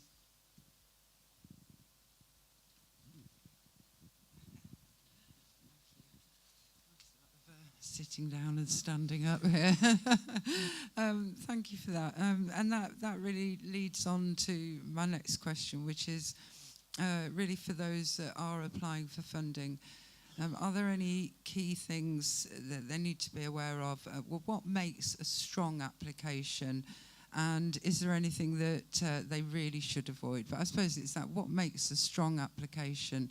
And I guess you've all got something to say about that. So we'll start at this end. For us, it's always context is very much key. Particularly, like, I think for a lot of young artists, when they're starting to write applications, I think it's really great when you can describe the music that you make in the beautiful wording that you can use. But we need to really know so much more about who you are as a person, sort of where you started, how you've got to where you are. If you are funded with us, how is this gonna affect your trajectory as an artist after you finish the grant? What's the next 12 months going to look like? What's the next 2 years going to look like? If you're working with people, if you've got collaborators, if you've got specific people like mixing engineers, who are they? If you can name them, that's great. We might not know who they are, but it shows that you've put in a plan and you've figured out all of these things. And then when it comes to things like the budget, being detailed about that. If you want to put on a night, you want to put on an event, you haven't necessarily got anyone secured, but you've at least got some quotes from people. All of that stuff just lets us know, okay, well, you've got a solid plan. You know what it is you want to do. You just need the funding. As opposed to this, you've got this idea and you're sort of floating it around and just hoping that something might stick. It's just all about context, really. There's probably going to be a lot of crossover here, so I'm gonna say clarity is key. So I think a lot of the time people see applications and they think they need to write paragraphs and paragraphs and paragraphs. That, you know, as people who assess your applications, we're assessing a lot of applications. So get to the point, make your point clearly, use bullet points, whatever it is that you need to do to get across. This is your plan. This is why now is the right time, and this is how it's going to impact me, and this is where it's going to take me. Yeah, longevity, I think, is a really good thing to think about as well with your applications. Not only why is why is this money needed now, but where are you going to be in 1 year, 5 years? What's it going to allow you? Where's it going to allow you to go, and where's it going to take you? Yeah, I think pretty much continuation of that, really, to be honest. My one is answer the bloody question. We have about 18 questions on my form. The amount of people that don't answer the question is unbelievable. I can hear my teachers at school echoing in my memories here. My other thing is be accurate. We run a fund that, has lots and lots of outside people who judge it. We have tour agents, we have managers, we have label people, PR people, etc., etc. And the first thing that always annoys me is I see somebody, when we ask them to do their streams, they say, oh yeah, we've got 1 billion. BPA owns the charts in the UK. I can check in 3 seconds. The amount of people that straight away are nowhere near what they claim is unbelievable. And one of our panel members is a tour agent. We'll just go through and go, no, that doesn't work. So it's be very accurate.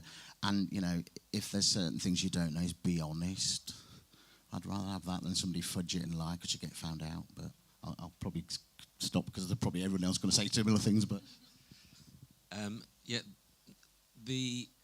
we have 3 criteria on the panel. It's got a judging panel of 10, and that is artists and managers and industry involved. And we score that quite blind. So, and then the point were added up. So until it gets down to the last kind of 20 or 30, when there is an actual debate about who we're going to award, it's done very openly. So creativity is one area. So the actual output of your work is obviously key. Touching on the points that people have made is the plan. So what is it you want the funding for? What's the amounts, and do be accurate on what you need. Don't underestimate either, because you won't be able to deliver the project. And third is, what difference is it going to make in your career? And too many people think like, well, we're going to get signed, or we're going to do a 50-day tour to sound impressive. We're not asking for the world. We just want a realistic plan of what will this, because it is a relatively small amount. Or like £8,000 is a nice amount of money, but it's in the real ecosystem, it's quite small. So what difference would it make to your career? And be explicit about that and make it achievable, because that sells a better story to the judging panel of what the outcome's going to be. Quite often it comes out more. I think last year out of the 12, we've had 5 signed to majors. We had Jalen and Gonda, whose career's just gone off the chart in the last 12 months. So these things can happen if you get the right funding at the right time. So also make sure you are at the right time to implement the plan. And it's not too early. Maybe just be careful about when you apply as well. Everything they've said. But I think also, so as part of an application to help musicians, you have to tell us about the business advice topics that you want, because with your grant you'll get 2 business advice sessions. And I think when you're considering your impact of your project and you're setting your goals, it's hard to set goals as a musician because you don't really know what's going to happen and what's coming, but being as clear and specific and thinking through them as much as you can so that you can then tie those sessions in and make those even more impactful. Again, it's not a life-changing amount of money in the grand scheme of things. In that moment, absolutely it is. But if you can use the money and the advice and the contact that you get with the charity to widen the impact, then that's going to be more useful for you going forward. So we're looking for people that have really considered that and are really thinking long term about how they can use it. Because Arts Council project grants are very much on the whole work that is public facing, understanding and knowing who your audience are and being able to articulate that is really, really important. And it's a thing that often in music applications we might see is maybe less strong. So if you're able, it doesn't have to be that you're wanting to access millions of people through your tour or the promotion gigs that you're doing or whatever, but if it's like just a few people or a really tight-knit audience that you're kind of eloquently able to go, these are the people that I want to engage with my work, and that is really helpful. But also if you recognise that there's people who aren't coming, maybe say if it's a live event, that you can then actually put in partnerships. So that's collaborations with maybe other venues or other promoters, or you can, if you're clear that you're working with other people in order to kind of broaden your network and bring those new audiences in. That's a really great way of strengthening an application that's kind of to do with public-facing work as well.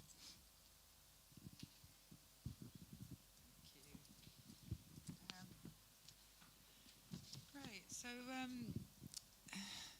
at the moment, this might not be relevant to everybody, so I'll just put it to all of you. Are there any particular types of projects, artists, or career stages that you feel are underrepresented in the funding applications at the moment?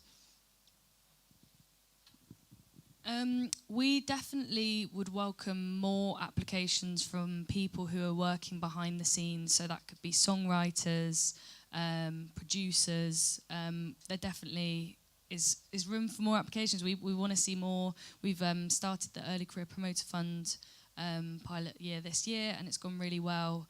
And I think maybe people don't realise that we do offer support, not just for performers and music creators. I think from us, and this is a general industry problem, is a slight underrepresentation on female artists. Certainly we fund about 40% is female or non-binary artists. We want to see more, but actually the success rate if you're female and non-binary is much more than if you're male.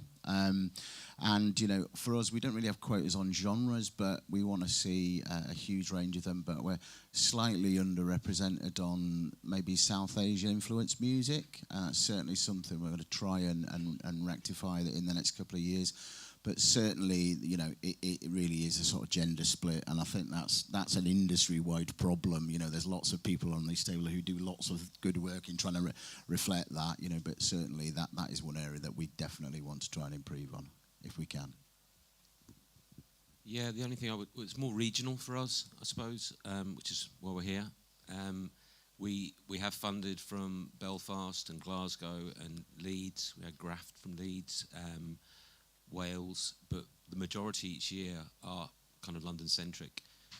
So this is about us getting out and making people aware of us and our fund and encouraging, more artists to apply, because we do want that the diversity you speak about, but also the geolocation of people as well.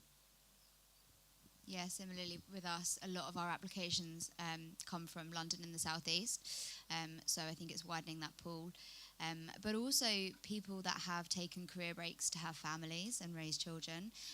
We did a big musician census a couple of years ago, and lots of data and insight we got was that there were a lot of people that had gone to raise family, had taken that time out, and that their music career had just sort of ground to a halt, and they didn't feel like they were the right person to come and apply for support.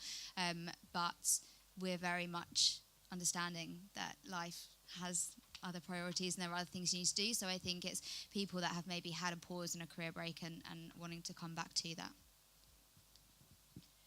Yeah, similarly with Arts Council in general in the Midlands, we see less music applications. So any music application in general would be great.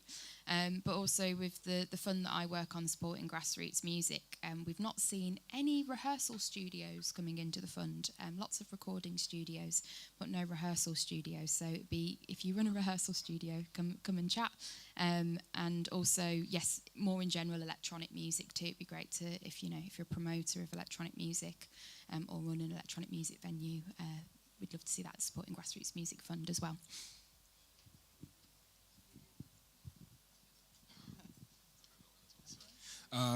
For both, I think just for not just the next gen, but organisations, if there's anyone that's running organisations out there as well, we really underrepresented with LGBTQ plus projects, and just sort of artists, practitioners, the whole lot. And I think that's definitely an industry-wide issue, but we'd love to see more of them, for sure. Brilliant, thank you. That's very insightful, and hopefully will inspire some people to get in touch and have those conversations.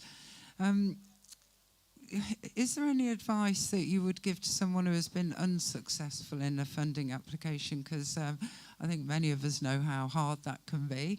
Can I start with you, Rosie? I know it's kind of easier said than done, but don't be disheartened. It is not a judgment on your value as a creator. It's just very competitive. Lots of different funders often might even publish their success rate, so it kind of just gives you that mental preparation of what am I putting myself up for.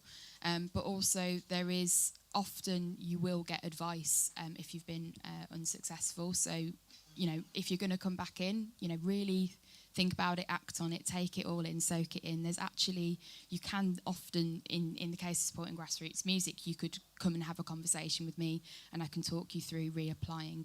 And I know that lots of other funders offer that as well. So yeah, don't be disheartened. Yeah, I echo that completely. I can't remember who said it earlier, but it's also, it might not be anything to do with your project or your idea. It might just be the fund that you applied for at that time might not have been the one for you. It might not have been the time for you. You know, the people at Help Musicians, we have external panels come in that will assess our shortlisted applications. And these are like the top brains in the industry. They're out there, they're working. And so they may see an application and go, this is a stellar idea, but it's not for quite now in their career stage. And it might, you know, there are so many applications and we can't give feedback to every single person. We do our best. But it might just be something as small as that, as they're like, this is great, but actually it isn't going to have the impact that this person thinks it's going to at this time. And so I think that's where looking at who you're applying to and when you're applying is so important before you put that application in. Yeah, I think for us it's try again. It's a simple thing to say, and we know it takes time. I mean, our application is designed to be painless as possible, so it's only got about a dozen questions. It's an online form. You could, you know, you can get through it in an hour. Funnily enough, they're time stamped, and we looked at the awardees last year, and I think 6 out of the 10 were in the last kind of 20 minutes, which I don't know if it says something about artists or their readiness or willingness, but whether it shows a worry or they're scared to apply and they just get through at the last minute, I don't know. But prepare, give yourself time, and do go again, because it is just a timing thing, obviously, sometimes. And I can honestly say, when we get down to the last kind of 70, we could probably literally award everyone if we had the budget. That kind of in-room round table bun fight for the last 20 down to 10 is an interesting environment to be in, when people are championing the ones that they want to go through. So it absolutely isn't a response to your creativity or how good you are. Sometimes it is just down to timing. So do keep at it and do keep applying. Yeah, completely echo all of that. I think with my one, definitely, sometimes it's just you were unlucky. You're not only, you know, putting your own application in, you're going up against 100, 150 others for a very limited pot of money, and sometimes you can have the greatest application in the world, and unfortunately the group of people that decided didn't have enough money. There's a great Arts Council phrase I got taught years ago: excess competition for funds. And you know, it is that, you know, sometimes you just are unlucky, but you know, I will sit and go through you know, with most people where they can improve, and sometimes it's really difficult because I just say, look, your application was really, really good, you know, and on another occasion you probably would have got it, but there were just 15 others, 20 others, whatever it is, that were just, unfortunately, on that day just got more votes, you know, got put through. So, you know, again, just don't be disheartened. It is difficult, you know. I appreciate that, and you know, just keep going, keep going. We've got people that it's taken them 6, 7 times to get funding. And some are very lucky to get on the first. It's just, you know, if I knew how to game it, I'd make a fortune selling the advice, but I don't, so I won't.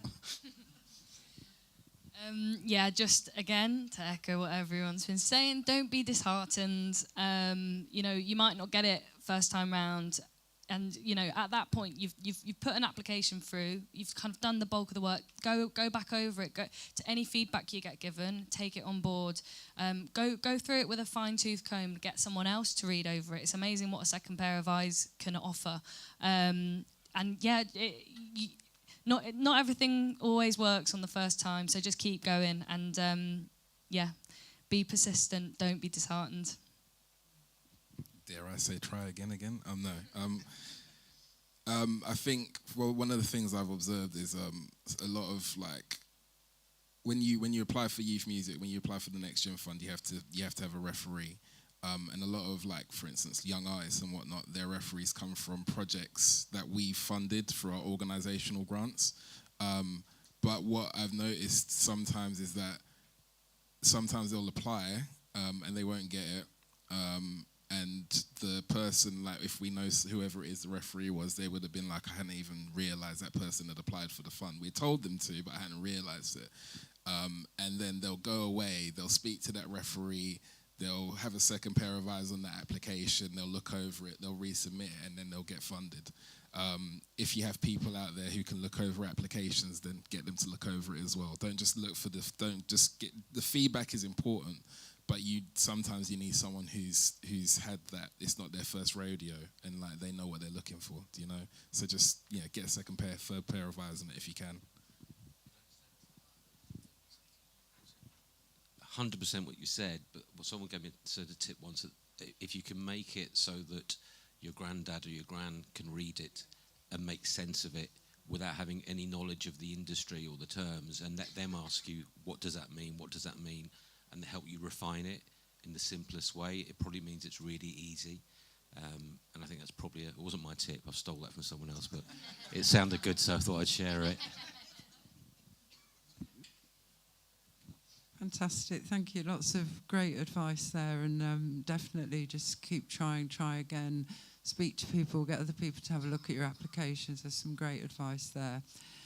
So just, I'm not entirely certain how much time we have left. Jonah, can you help with that? What time is it?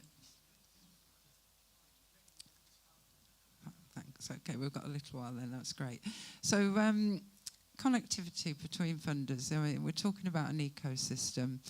As funders, do you feel that there is enough connectivity between funding bodies? These are lots of questions coming at you now. Are there existing initiatives that help funding organisations collaborate and better understand each other's aims? And if there are, would stronger connections between funders improve the support available to musicians? So that's a whole lot of questions. Would anybody like to? Thank you, Rosie. In terms of collaborations between funders, this is where Hannah and I can jump in together. So the Supporting Grassroots Music Fund with Arts Council, actually part of the kind of bigger pot of money that went towards that fund also went towards PRS's Early Career Promoters Fund, and that was kind of in recognition of the fact that promoters are actually the ones that take all the risk on making events and music happen, and actually really just getting your start in putting, local artists as part of your community on, or even slightly more higher profile artists that might feel a bit more ambitious. You kind of need that wraparound support of Hannah will talk more about that Early Careers Promoters Fund, but then the relationship being that if you are successful with the Early Career Promoters Fund, that probably shows that the next step for you to take is to come into Arts Council Supporting Grassroots Music, and you can apply for more money to do the same thing at a higher level with more ambition. So there is that kind of stepping stone approach. So that's it's nice to be able to shout about a kind of combo fund there that works really well together, and I'm sure there's more that I don't know about, so I'm going to pass the microphone on. We don't have any formal kind of connectivity, but we do in all our comms, we do notify all our members and our arts community about these opportunities through the PRS Foundation or through Help Musicians or Arts, whoever it might be. So there is an informal, and then when we open our fund, which actually, just for the record, is at the Great Escape, so that'll be the week of the 13th of May, and it's open for 2.5 weeks, so till the end of May.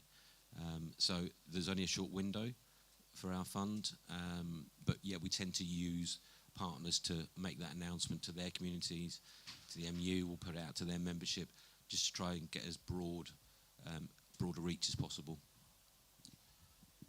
just from a slightly different angle, obviously Help Musicians offers health and welfare funding, so it is funding, but for something slightly different. And I know that lots of these organisations have forwarded people over to us from that. Lots of people say, I heard from this because I went to a PRSF thing and someone said about it, and similarly, lots of signposting. If we're not able to support with something, or this person falls outside of our eligibility remit, then we will always try and signpost them over to someone that we think is a better fit for them at that time. Yeah, it's a start. I think there's maybe more that we could do, and I think there's definitely more scope for us as organisations to come together more frequently and talk about what's happening and where there are gaps and where there are spaces that we could fill to support more musicians. I think so. I think at kind of senior management level, our team kind of sit in groups of funders to kind of discuss strategic aims and stuff. But I think, centering the music creator, I think it would be really good to think about, are there deadlines across different funds happening at the same time that people are applying to across different funds, just to really think about, applications take a long time, and if people are coming into multiple funds across different funders, could we space them out? Just that kind of like oversight, I think, could be really useful. And keep that conversation open and really think about the people that are filling out these application forms. Sounds fantastic. Maybe start with a spreadsheet. Brilliant. Thank you so much. We have time, I think, for questions. If anybody has any questions for any of our panellists. Oh, we've got lots of hands up. Start here. Hello. I'm here representing a group of, we're a collective called the Writers Collective. We're over 100 women, 20 plus bands. At the moment, we're in the early stages of working out what we're going to do. My question is, if we're going to apply for funding, which we would like to do we have to form any kind of like a CIC or social enterprise or be part of an organisation? Or can we just go, hello, we're just a group of people? How do we actually kind of cope with all of that? Thank you.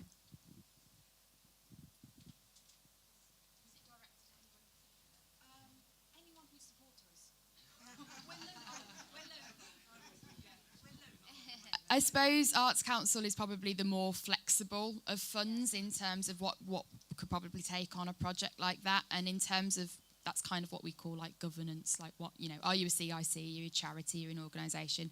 In National Lottery project grants, it doesn't matter.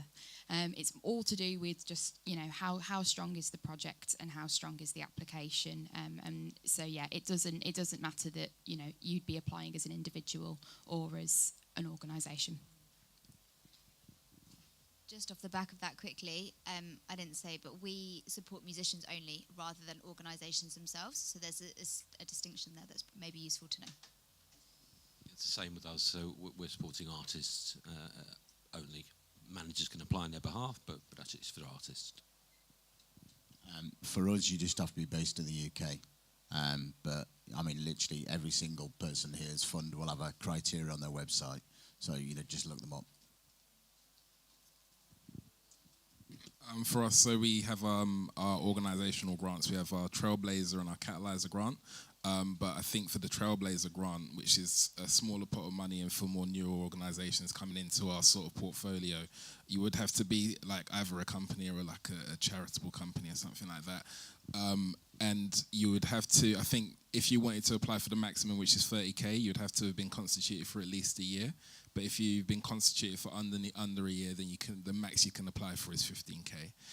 But also just another caveat is that it is because we're youth music, it is for projects that work with young people aged from anywhere from 0 to 25 or up to 30 if they identify as deaf, disabled or neurodivergent.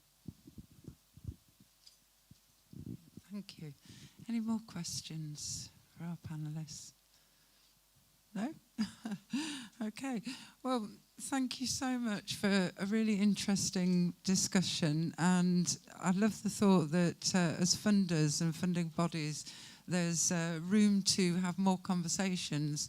And ultimately that will support individuals, artists, organisations, mentors, and the music economy in the UK. So I really look forward to seeing how that progresses, and I hope we hear from you about that here in Leicester soon. Thanks very much. Thank you, everyone.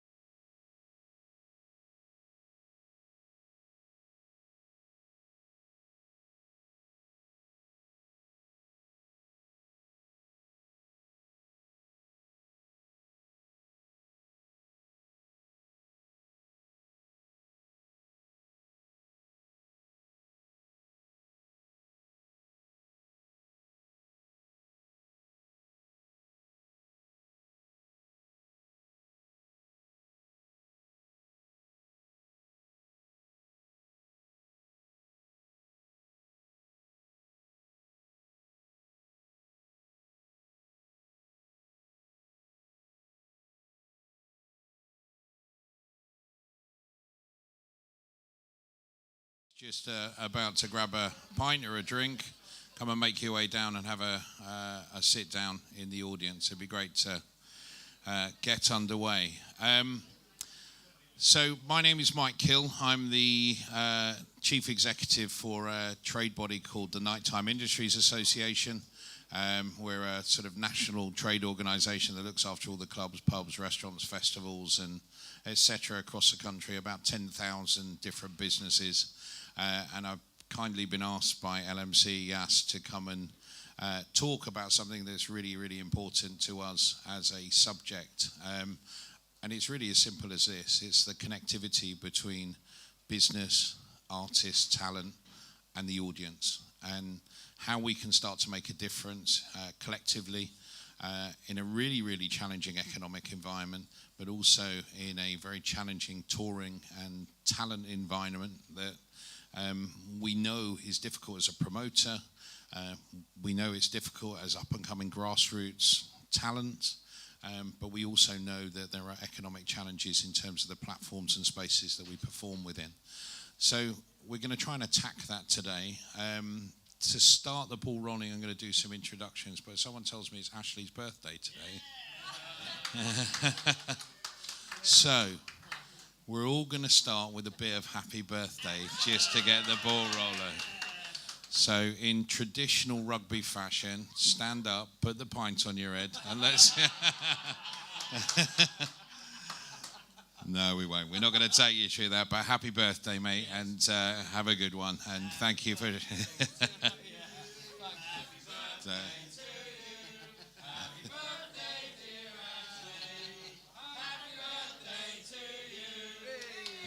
Whee! 21 again.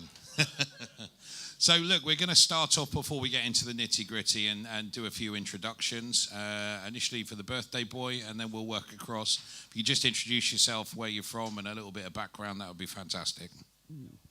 So my name's Ash, and yeah, it's my birthday. I'm a DJ, producer, record label owner, worked with and done compositions for Marvel, and yeah, that's it really, and a DJ. My name's Callum Hughes. I'm based in Birmingham. I work on bookings and programming and marketing for Lab 11 and as an artist manager at Locust Group, and alongside this lovely lady, Grace. I am Grace Flynn. I am the programmer of Fabric Live in London at Fabric, and I work with Callum, but on the drum and bass side at Inside the Night Management. Hi, I'm Scott Ashby. I run a music distribution company. We look after about 65,000 artists. Also, I'm an artist manager that had acts signed to all the major record labels and do international touring. Hi there, I'm Russell Sheffield. It's a pleasure to be here. I want to say thanks to Yas for again putting another fantastic day. You know, been in the business pretty much all my life. Co-founded Songbits with Dave Stewart from the Eurythmics, and we've built a platform to enable fans to own a bit of the music with their artist and create a new dynamic in ownership. Take 10 minutes to get the mic back. So thank you, and thanks for the introductions, and I hope everyone can understand that this is such an important subject. And we're going to talk first of all about the sort of barriers between those connections. I mean, we talk about nighttime economy, we talk about the talent pipeline, but we don't traditionally talk about the ecosystem and how it survives. And easy, told off, go and stand in the corner. Might be your birthday, but get him a pint, he's got to down it. Let's see how the panel ends up. So, I'm holding a phone and mine hasn't gone off. If I hadn't, I'd be stuck, so I'll be dribbling my way through this. But listen, I you've completely interrupted my flow now. Within 2 minutes, between birthday and phone going off. So look, I think the important thing is what I want to try and address here, and I want to get all of your individual perspectives on where the barriers are between those three sort of segments. What do you see? And some of you will have expertise in different areas, and I understand, there are a lot of very artist-specific environments, but I can talk from a venue perspective. And, in simple terms, the economics are off the chart. 30 to 40% more expensive to operate. So, when you start to talk about talent and, agents coming back with extremely challenging sort of talent, Lego set and a puppy attached to the roster, plus you've got to have sustainable plastic glasses and all the other bits and pieces alongside it, it becomes a challenge. Yeah, and the private jet. I would definitely ask for the Lego there. My 7-year-old would be prodding me, I'm sure. So I want to just sort of open it up to you, and I'm going to go across individually, but talk to me about the barriers that you see, the challenges between that audience, industry, that platform to perform, and the artists as you see it now. I think the first and main thing is the cost of living is a massive problem. Because for me, I used to tour quite a lot worldwide. Since my little girl was born, I aren't touring anymore. But, one of the things is social media as well. There's that many social media platforms. When you're doing a post now, it seems like you've got to really plan ahead. Like 15, 20 minutes to do a post across every single one to get just one bit of content to reach everybody. But, it's a bit of a tricky one because I think the cost of living is the big thing for me. Like I've seen clubs not paying as much for DJs and artists, and to reach people as well on social media, you've got to pay for your content to get out there. I suppose it depends how you interpret it, but the barriers at times I see, obviously same as Grace, because we work on the programming side at venues and then we manage artists as well, is there's a lack of communication between sometimes the promoter, the agent, the artist and the manager, because typically you have to go to the agent first and foremost. So if you're trying to book high-end talent, then essentially the agent holds the keys to the gates, obviously, that you can sell tickets and make money.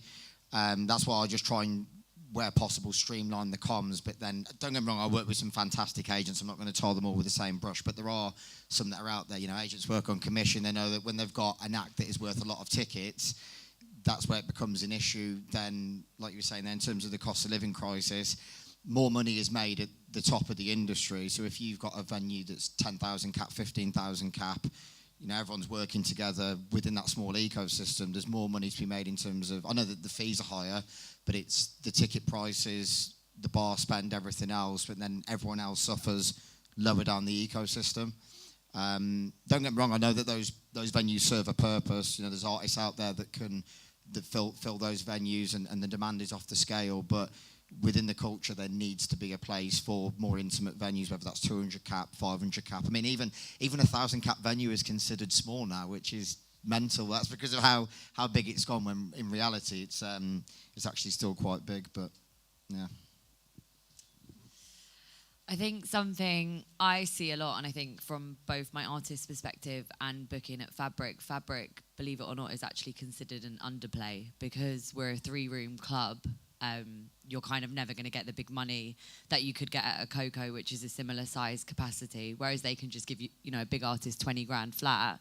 With that same budget, we would have to program 3 rooms. And I think it's really hard because I think, again, it's maybe a disconnect with the agent, because oftentimes, I'll speak to friends of mine who are DJs that haven't played the club and they'll be like, I've never had an offer. And I'm like, there's no way in hell that you've never had an offer from us. That's obviously just not reaching to you. And I think since lockdown especially, there's become, it's almost like scarcity. You're not going to get that next big gig. So I think there's a lot of people that are, trying to do a village, then trying to do, maybe Fabric, then Coco, then Brixton, then Ali Pally, and they're on this trajectory and not necessarily considering other plays, which then not only are you taking tickets out of the market, if you're not someone, like a Sammy Vergi or a Josh Baker who can just sell those venues out straight away, you're putting a mass pressure on your artists and you're holding them to a specific fee that you're saying to, no, that's what they go out for, that's what they're worth because of this last play. And if they then can't keep up to it, it's a bad look for the manager, for the artist, for everyone involved. And I think there's become this really bad culture of people always wanting to chase the next headline rather than going back to venues. And, a great example of a brand who have done it well that I've worked with for years we actually have in Fabric tonight, but is Metalheads. You know, they have always had a strategy where they'll do a big club show, then they'll go back to a little 300 cap, then they'll go to a 500. And that was one of, you know, I was in my early 20s when I started working with them. That was one of the first things they taught me. They were like, when we're looking at venues, that's how we do it. So there's always demand. It's like if you then do a show that's 300 cap, it's going to sell out instantly. It's actually just pretty good marketing. But I think there's become this massive disconnect from pressure of where gigs need to land and artist fees and, you know, climbing this ladder where people aren't kind of having the perspective to look back. And I think that's causing a big strain on a lot of the smaller venues and, you know, making it impossible to program unless you're programming. I mean, I'm booked up now till 2026 and it's February because that's kind of the environment it's become now. To get someone in, you need to be speaking 10 to 12 months in advance. And I think it's just making it really, really impossible for promoters that don't have the weight that some of these clubs do. Yeah, I mean, looking at it from like a artist and an artist management level and like sort of, you know, booking tours and, you know, my main priority is to always make sure that the bottom line for the artist is good, right? And making sure that the tour is as profitable as it can be. And when we throw tours, we generally dry hire the venues. We don't really work with agents. We're our own booking agent effectively. So we need to, the one thing we've seen, especially over the course of the last year, is that dry hire rates have considerably gone up. And certain venues have got a lot more picky about the types of artists that they're booking. Like, we have an act that is you know, their demographic isn't necessarily like a high drinking demographic. So if they think the bar sales aren't going to be very high, they actually won't. Even if we could completely sell out on tickets, they wouldn't necessarily book us because they're like, well, actually, we're not going to be that profitable from this show. Cool, but like that also puts higher pressure on us to try and find other venues that can do it. Yeah, like. Tough one because it's both sides of the coin. Exactly. Yeah. You guys need to make money, and then the venue needs to make money. Absolutely. Yeah. So it's definitely hard at the minute, but yeah, that's kind of where I stand on it. This is not really my world in that respect, but the only thing I can say is that it's about selling out the venue. How do you make sure you do that? Well, it's got to be added value for the fans, right? You've got to do something that's going to get them to spend the higher ticket price in the first place. That's the only thing I can add to that, really. I was just going to add quickly, in terms of the barriers as well, it is that lack of communication. I think sometimes people get so caught up in social media, like sometimes putting out a post, and I know that it is very saturated. You know, you've got brands putting out posts, venues putting out posts, artists putting out posts, but you have to learn to effectively communicate with your fans. It's not just a matter of, oh, I'll post some content, hope it goes viral, and not actually engage with my fan base, because then effectively you've just got passive consumers. So I think the artists and the management, everyone involved as a team, have got that responsibility to make sure they're engaging with their fan base, not just relying on the promoter and the brand and the venue. Because that's what I see a lot, and Grace probably sees it as well. You have certain agents and artists that think they're the ultimate ticket seller, when actually, how many people could actually go into a venue, dry hire it with no brand backing them, no venue backing them with marketing, and sell those tickets? There's not many out there that can do it.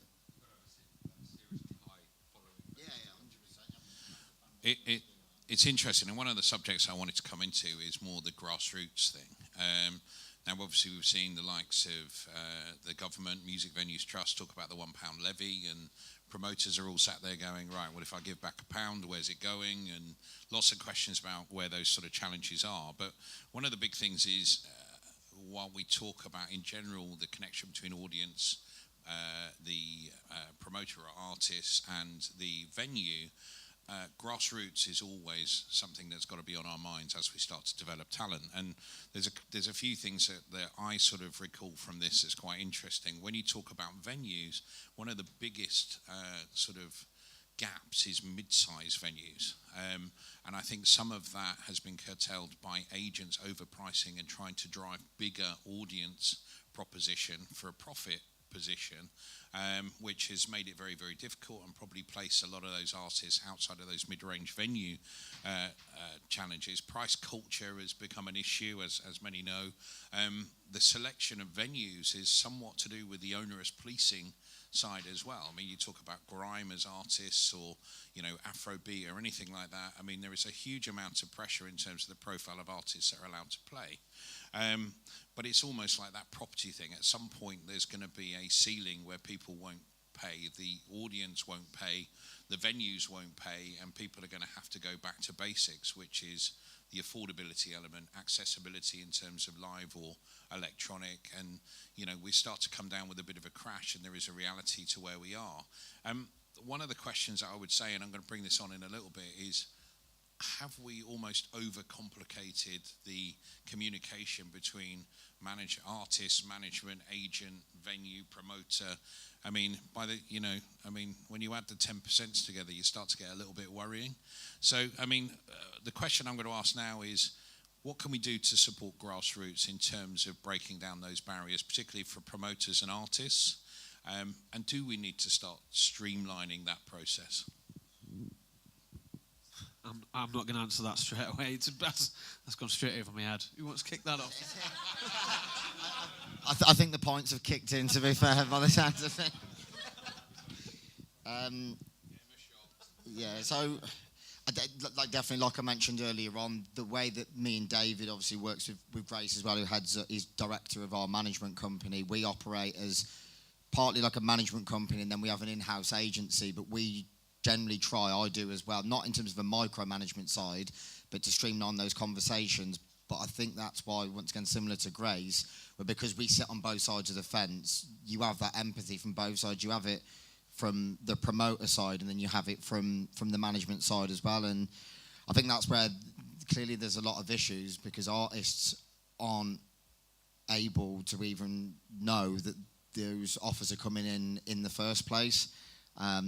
But it's whether then really some of the bigger agents and agencies want to have those, whether it's round table discussions in person at first, or whether everyone wants to be streamlined on comms. I think there's going to be a lot of reluctance for that to happen, because they know that the commission's going to take a drop, I think.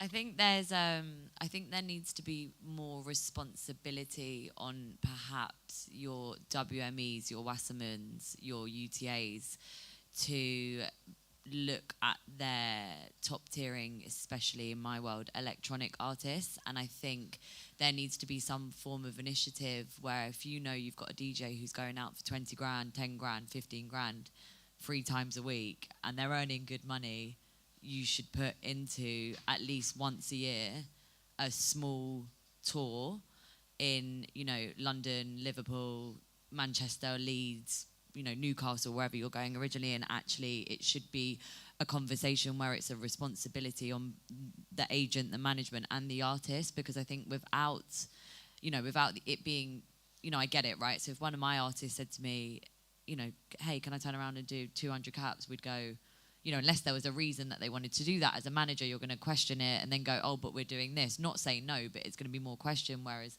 if it comes as an initiative, I think you'd be surprised with how many DJs would probably want to support that if it was backed as part of, a bigger picture. And I just think it's often the big agencies that are disconnecting that kind of realm. And I think there needs to be a lot of conversation around that, because without being able to put certain, and also mid-tier, I think that's also where a problem lies. They're trying to get, they're trying to be underneath a top tier on the big show as a second act, and that cuts another thing out. And I think there needs to be more responsibility, not just on the agents, but especially on the agents.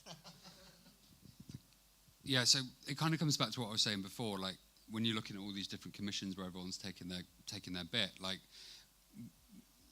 case in point, last year did a world tour, 70 shows, and when we were looking to structure the tour originally, we were thinking, okay, like, are we going to use a booking agent, we're going to use a promoter, what are we going to do? And as soon as we started adding up and like really crunching the numbers, we're like, this tour isn't going to be profitable if we're doing that. Like, yeah, when you're looking at your visa costs, you're looking at your flights, your hotels, your blah blah blahs, everything, your per diems for your crew, all the rest of it, just like the costs just get, as we all know, get astronomical. And then it was like, well, okay, like, how can we do this to make it more viable? And literally the only way to make it viable was to act as the booking agent, the promoter, do everything. I mean, we were lucky enough because this artist in particular has a very large fan base and can self-sustain and can self-promote, and that's the only reason why it was viable. But as a management team, like the only cut that the artist saw after the core expenses that were the hotels, the venue hire, transport was just the 20% management fee. So actually it became a profitable tour, but if we were to go the traditional route of doing it, it wouldn't have been profitable in the slightest. It would have been bad. So, yeah. Does it need rethinking? Does it really need rethinking? Instead of all the noses in the trough, perhaps there should be a vested interest of the artist taking a piece on the door, right? And coming in as business partners with the venue and saying, I'm going to put my work behind this and all of us are going to share the profits of what we make together. And rethink the whole project. Funnily enough, so I'll pass it over. An email I was literally just dealing with, I was speaking to Grace and Michael, was when we're negotiating booking artists, is, there's certain artists where even if they charge you 30,000, but they're going to sell out in half an hour, you'd happily go down to HSBC and go, give me a 30 grand loan, because you're going to sell it out, the bar's going to do well. But there's certain artists where there's numbers that are almost plucked out of thin air, where the maths isn't mathing.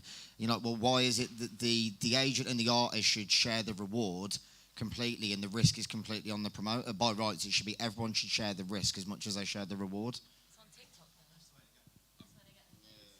I'm stealing the math thing one.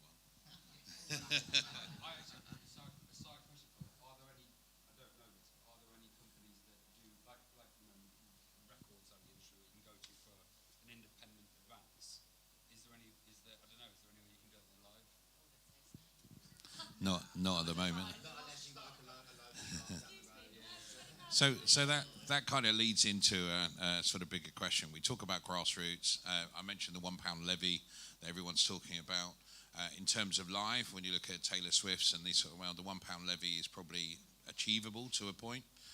When you look at different types of music, like electronic, we haven't got the Taylor Swifts of the electronic music world and the capacity. There you go. Yeah. So one of the questions is what can national, local government do to change? We talk about potentially seed funding the sort of development or up-and-coming sort of position of new artists across the board. Do you think the £1 levy is the right way to go? Do you think that's a third-party encroachment in terms of contractual agreement? What part does that play? And one of the other things I think is important to clarify is it seems that every stage is sort of, I hate to say it, rotting away with economic pressure. Whether you're talking about artists wanting a certain amount, management wanted a percentage, agent wanted a percentage, venue obviously wanted to make as much money as possible, audience wanted as cheap as possible. There just seems to be this very, very difficult ecosystem that doesn't quite flow economically at the moment, somewhat because of the situation in the country, but is it something that can be remedied on a collective base? Should I come to you or should I? Get him a shot.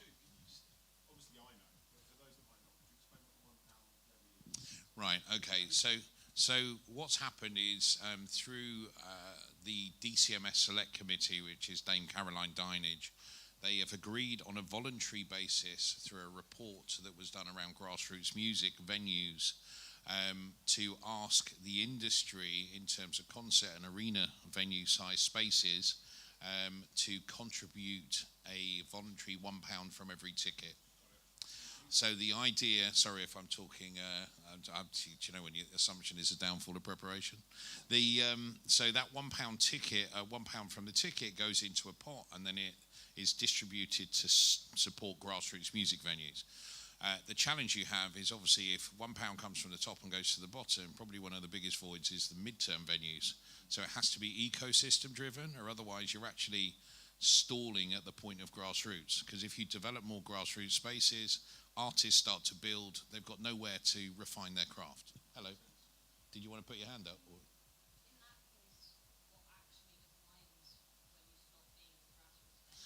Massively huge point which was put across in, and the thing about it is, you could be the Brixton Academy and support grassroots.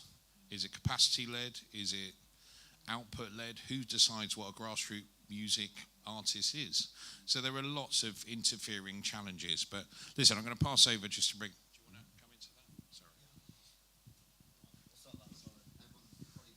I'm being maverick again. Why, COVID, we had this Eat Out to Help Out. Flipped it around the other way, right? There was a discount back from the government to fund this stuff. There you go. So, well, there you go. That'll do, right? Hey, there you go. So you should actually be saying, well, we should be giving a tax break for those venues per head. And it's not based on the size of the venue, it's by the people that go, and they get the tax break back.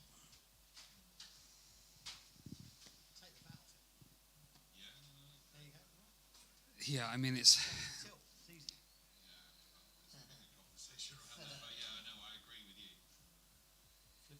I mean, I suppose looking at it from a funding perspective, like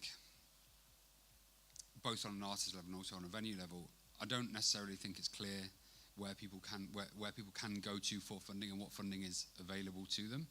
I mean, I think a little bit more transparency and education there would be great, especially also from again, I can only really speak from an artist level, right? Like that's because that's my experience, but like knowing where, like a lot of artists don't know on a grassroots level where they can go to get enough money to start organising their shows, to do all the rest of it, to make the bookings and cover those costs. But from a grassroots level,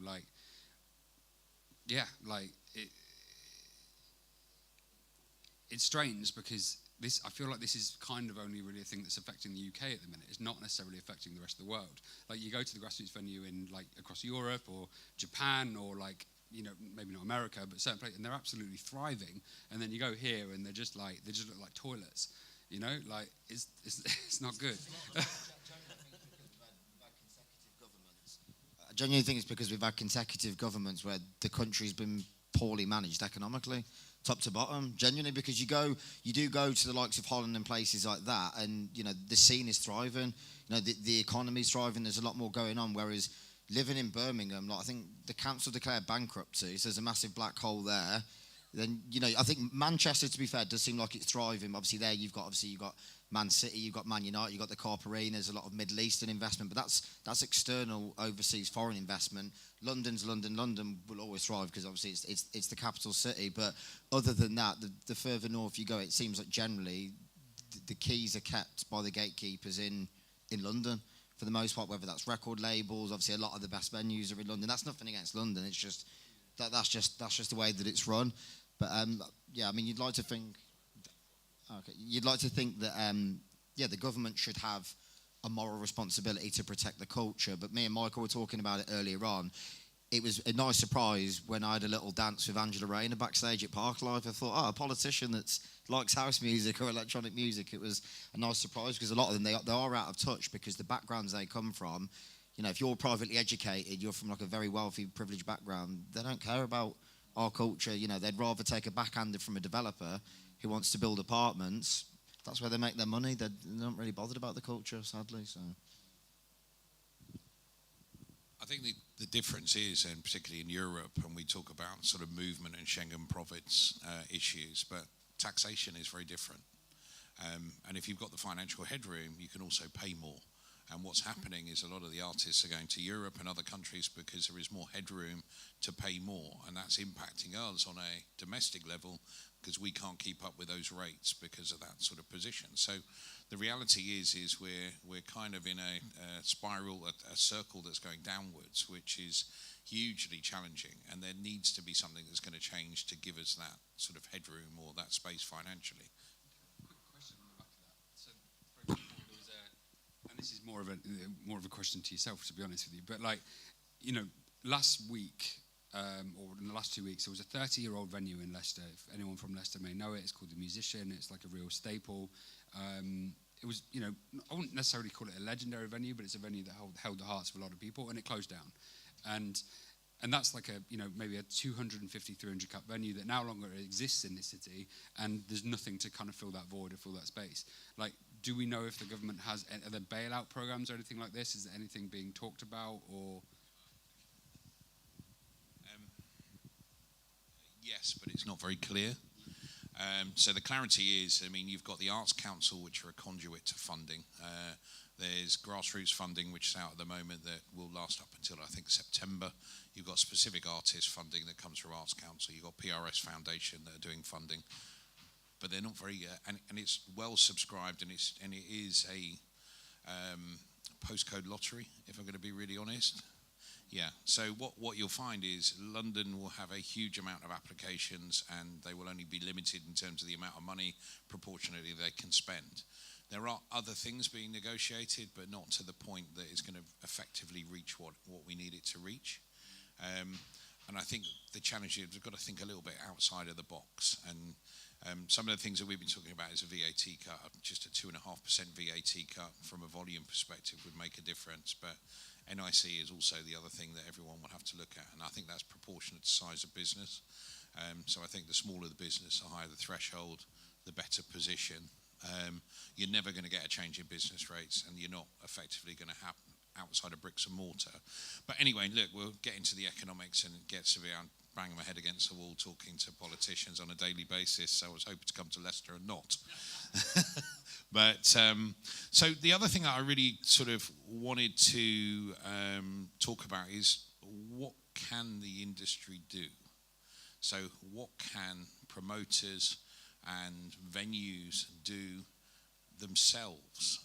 I think we talk about the sort of engagement between all three.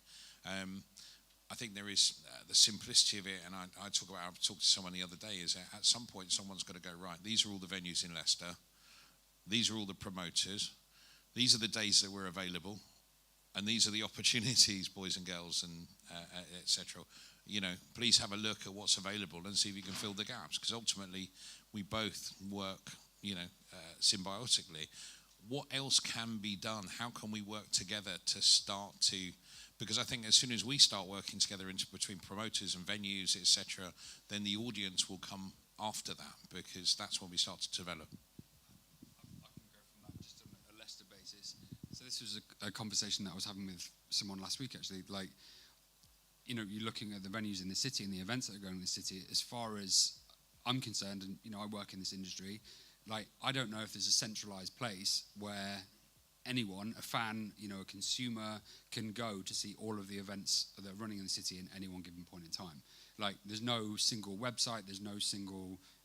there are actually like 10 on Facebook.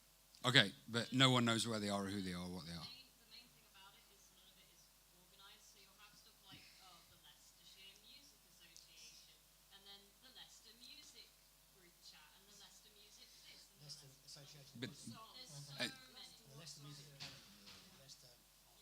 But is it but it's not necessarily centralised. It's not necessarily like is I don't know. It's not necessarily in a way that's been publicised to the general masses of the city, where they can go, right, actually, what is going on? Like, how can I discover what new music's going on? What can I discover? What events are going on? Like, if I know you're very, very active in the scene, so I appreciate you know that, but 90% of the public would not know that. So how, like, I think if that's fixed, that will fix a general awareness problem on a grassroots level. But that also comes with a matter of funding. It also needs organisations to run that. It needs investment. It needs people. You know, volunteers don't work. We know that volunteers run out of steam.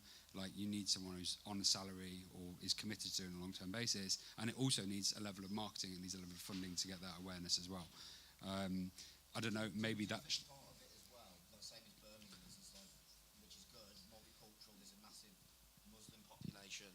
So, for instance, because we're an underground venue where obviously you're drinking and you're partying until the early hours of the morning, Birmingham has got a high Muslim percentage of population within the second city, so therefore they don't drink. So therefore, like, you know, you're then relying on, you know, the smaller percentage that do participate in our kind of way of life and activities, and you have to bring people externally from other areas. Yeah. I think as well. One thing I tried to educate a lot of the younger generation. I've got nieces. I've got a younger brother. Is just try and be more of a shepherd and not a sheep. I know that, you know, there was the whole COVID situation, and there's TikTok, and there's a lot of pressure on, like, younger people with social media. But try to make more decisions for yourself instead of just following what's popular on TikTok, because that's what's happening now. Is I feel like the bar's been lowered in some ways in terms of actual talent. It's become more of, are you good at marketing and branding? Which I know that times have changed, things have moved on, but it's become more about a popularity contest rather than what's actually like grassroots talent as such.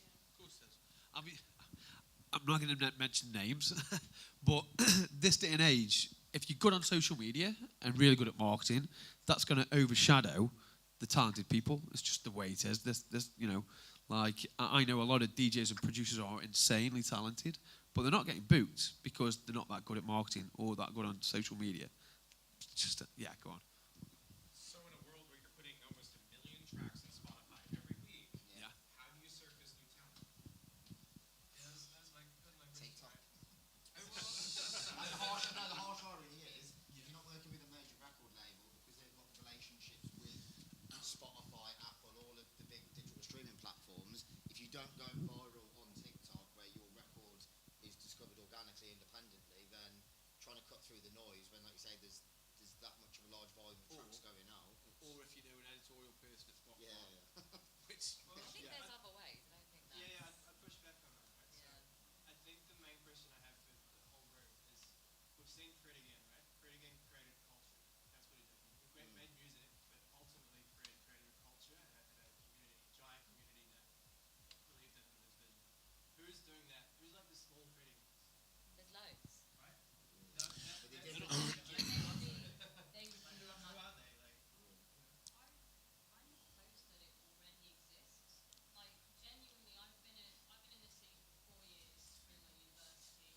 I walked into Fireblood through the Music Society on my first week, knowing absolutely nobody. And it turned out that everybody on that committee knew who the sound tech was, and he came and drank with us in Duffy's afterwards.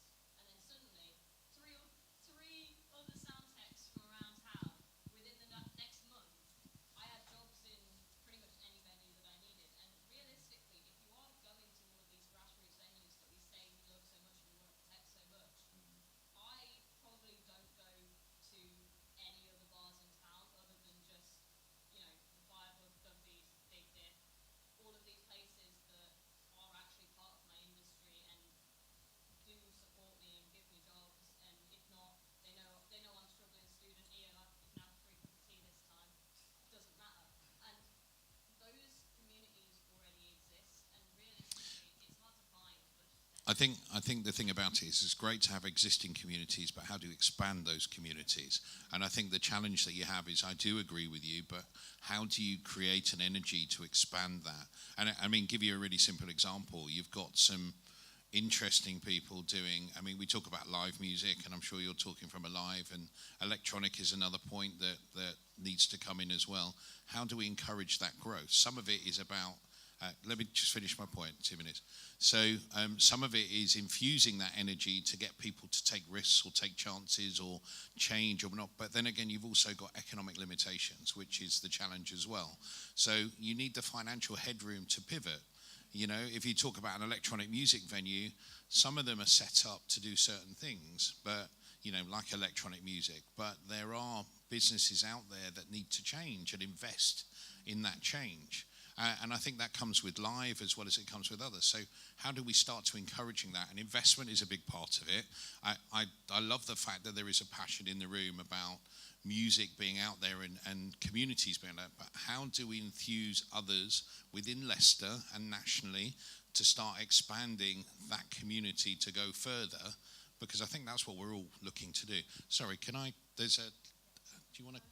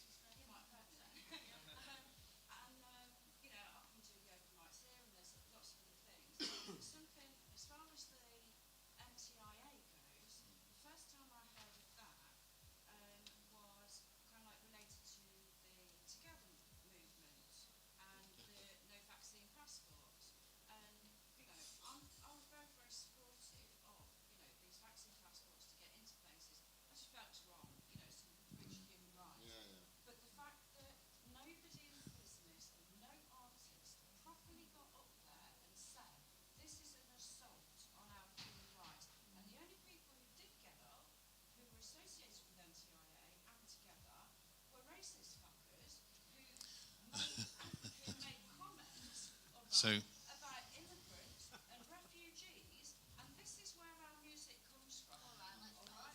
right. So can I just clarify something? I've been in charge of the NTI for about just as the pandemic started. I think the people you're referring to were cleared out of the board at about the time I started. So the Together thing has got nothing to do with the NTIA or where it is. Let me just no, they haven't been promoting us because they were taking up. No, they haven't. I know they haven't because they're under a legal obligation not to. So, and I put that together with a solicitor. So just for clarity, the person that you're talking to was ousted for that very clear reason, and the board for a very clear reason. So the NTIA fought massively, had a stand-up argument with Michael Gove about putting in COVID passports for a very constructive, for a very clear reason, which is there is no difference between a nightclub and a bar like Wetherspoons in terms of exposure or anything like that. So I mean, the racist thing, I mean, that's not, Right, yeah. Right, okay. So, sorry, I thought you were... So, look, from our perspective, we've done a... Yeah. No, I know. There's a difference between horses and race, though, isn't there? So, go on, sorry. Do you want to come in?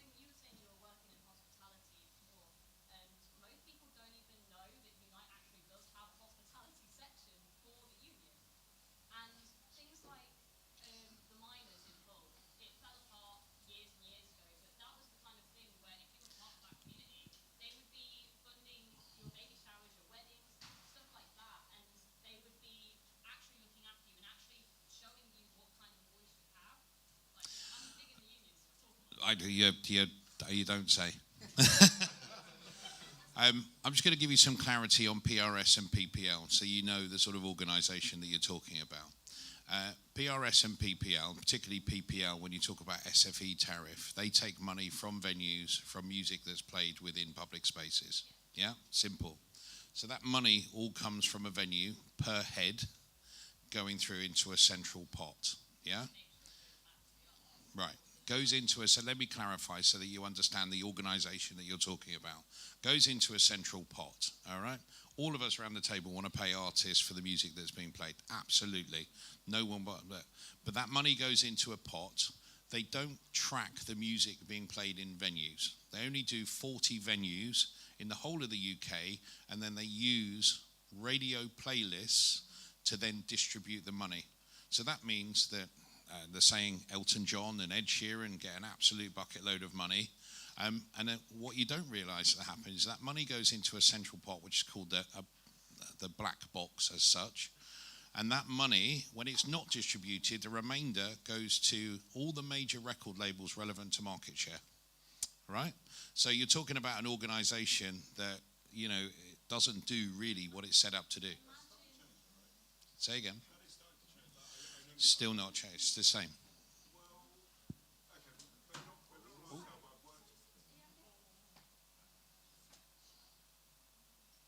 Go on, sorry. Yeah, just from experience previously working with companies, and maybe like there is some level where the technology has to catch up to support this, right? But we are now starting to see audio recognition in venue to allow that to happen. So there's a bigger picture because we work with the MRTs. So We actually work with Kuvo and Pioneer. So there is a system at the moment. Sorry, I'm going to run massively over. Pioneer have actually set up so the hardware within CDJs and mixers now links into MRT, which is DJ monitor. For clarity, over here.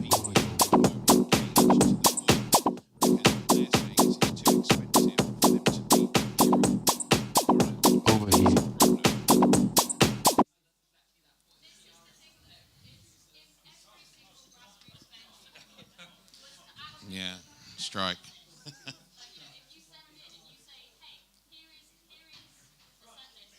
So, sorry, 2 seconds. I think we're going to have to wrap up in a minute anyway, because I think we've got another one coming in. But listen, why don't we carry the conversation on afterwards? Sorry to interrupt you. I'm just conscious. No. Respectfully, it's good to hear. But listen, thank you everyone to the panel. Sorry we went off on a rant. Sorry we went off. Sorry we ended up speaking about horses. And happy birthday.